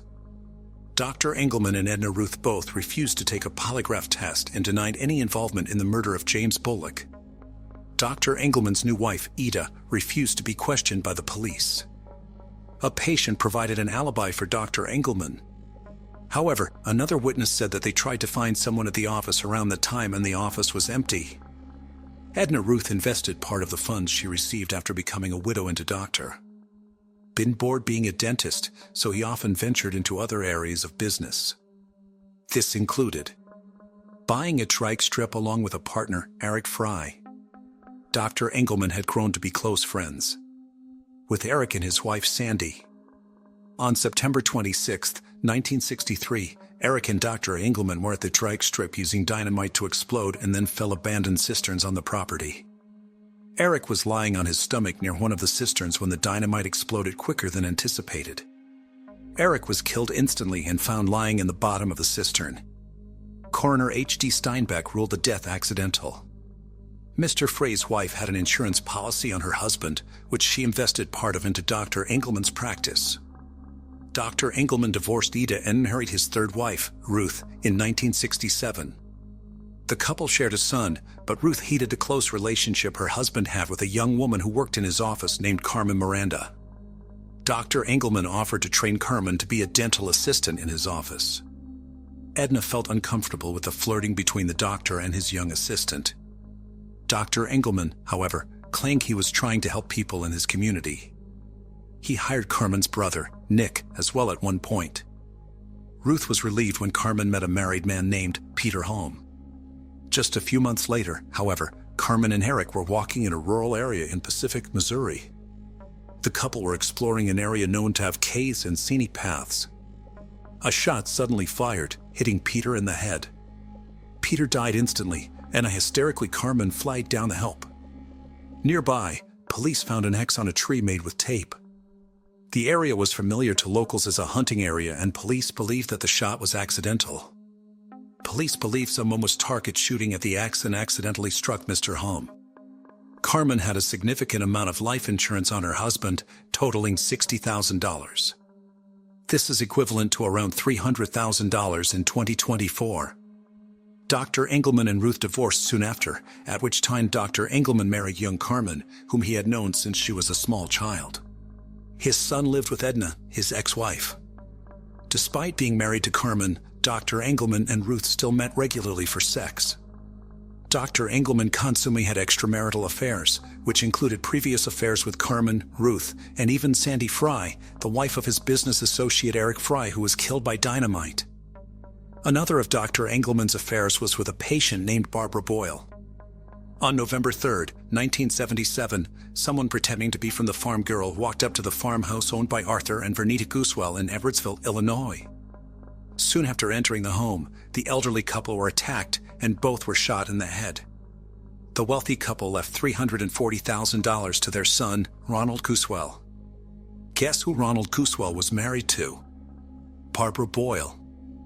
On April 4, 1979, less than 2 years after the murder of his parents, Ronald Goosewell was found dead inside his car outside a hotel in East St. Louis, Illinois. The man had been beaten and shot to death. He had been missing for 4 days when his body was found. Following her husband's murder, Barbara collected his inheritance in addition to several life insurance policies. The equivalent sum of money today would be nearly $1.7 million. Guess who she cut to? Dr. Glennon Engelman. Following the murder of Ronald Goosewell, authorities were starting to notice the trend of connected deaths to Dr. Engelman. His patients and community, however, only saw a generous man committed to helping his community and its citizens. Dr. Engelman was not the greatest dentist, however. He often did a sloppy job of making casts for dentures and dental appliances, requiring the work to have to be redone by the dental lab several times. His business was struggling, however, and he soon found himself in debt with the dental lab owned by Sophie Barrera. Sophie Barrera owned a South St. Louis dental laboratory and had grown tired of waiting for Dr. Engelman to pay up by 1980. She filed a lawsuit against the doctor that was set to go to court just a few days after Sophie was murdered. On January 14, 1980, Sophie entered her vehicle in South St. Louis. Shortly after, the vehicle exploded. Police found remnants of a bomb under her charred vehicle. Sophie had told her son before she was in fear of being killed. She believed Dr. Glenn Engelman was dangerous. Dr. Engelman was questioned for 3 hours and then released. Police were certain he was responsible for Sophie's death, but they had to prove it. The public also wondered if the bombing was related to another bombing in the area that was carried out between two mob families fighting for control over St. Louis's labor unions. The evidence indicated, however, that this was not a mob hit. The number one suspect was the man who owed Sophie $15,000. Dr. Engelman had to be stopped, but the police weren't sure how to do it. Detectives soon began having conversations with Dr. Engelman's ex-wife and mother of his son, Ruth. Ruth told police nothing at first, but eventually started to talk. She explained that Dr. Engelman often bragged about killing people. He told her that he had a superpower. He was able to kill without remorse. He had admitted to killing Eric Fry, Peter Home, and the Goosewell family. It was his side hustle, killing for profit. Ruth agreed to help the police, but none of her testimony could be used in court because Dr. Engelman confessed to her while the two were still married. He was protected by spousal privilege. Ruth decided to wear a wire, however, and met up with Dr. Engelman to exchange their son and sometimes just to socialize. They were still having a sexual relationship despite Dr. Engelman's marriage to Carmen. She tried to get Dr. Engelman to confess to her again by asking direct questions. He didn't seem to take the bait at first, and Ruth feared he would kill her next. Ruth suggested police plant a bug in her bedroom and she would invite the dentist over for sex. Dr. Engelman was suspicious, however, and did not say anything that could lead to his arrest. Ruth then met him at a diner wearing a wire, and this time he commented on being homicidally intimate with the widow of one of his victims. He admitted to the murders in great detail, providing just what police needed for an arrest. He explained that he found murder more sexually satisfying than sex. His ex-wife was given a new life in the witness protection program. Carmen, who was no longer married to the dentist, and her brother Nick were brought in for questioning to corroborate the allegations against Dr. Engelman. As possible co-conspirators, they asked for and were granted immunity to testify against the dentist. Carmen told quite the story. She said she was working for the dentist when he suggested she find someone with good benefits to marry. He told her about Eric Fry, whom he said he directed Sandy Fry to marry with all intentions of murdering the insurance proceeds. Soon after she was married, Carmen said Dr. Engelman told her where to go and made sure her husband was shot and killed. He staged it to look like a target shooting accident. Glennon Engelman was finally arrested and charged with murder in 1980. Carmen testified at Dr. Engelman's first trial, for which he was convicted of murdering Peter Hom and given 50 years in prison. The dentist then pled guilty to the murder of Sophie Barrera to avoid the death penalty. Serving a life sentence for that murder in Missouri, Dr. Engelman was back in court by 1985 in Illinois. In 1984, Robert Handy, a convict and acquaintance of Dr. Engelman, admitted to authorities that he had taken part in the murder conspiracy of the Goosewell family. He implicated Dr. Engelman, who had bludgeoned Ronald Goosewell and shot him, as well as Ronald's widow, Barbara Boyle. Dr. Engelman was given 3 life sentences for the Goosewell murders.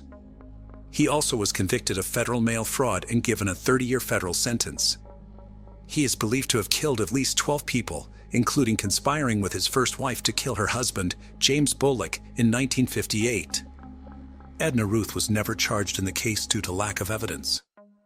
Barbara Boyle went on trial for the murder of her in-laws, Arthur and Vernita Goosewell, and husband Ronald in 1985. The jury acquitted her of the murders of Arthur and Vernita but convicted her of conspiracy to commit murder in the death of Ronald Goosewell. Barbara Boyle was sentenced to 50 years in prison in 1985. She was granted parole in 2009. Dr. Engelman enjoyed his notoriety in Missouri, often comparing himself to legendary outlaw Jesse James. He is believed to have killed at least 12 people, but the actual number is unknown. Unlike other serial killers, Dr. Engelman was inspired, at least in part, by greed. He also seemed to revel in his ability to not feel remorse. Dr. Engelman died of diabetes-related health issues in 1999 at age 72. He was incarcerated in Jefferson City at the time.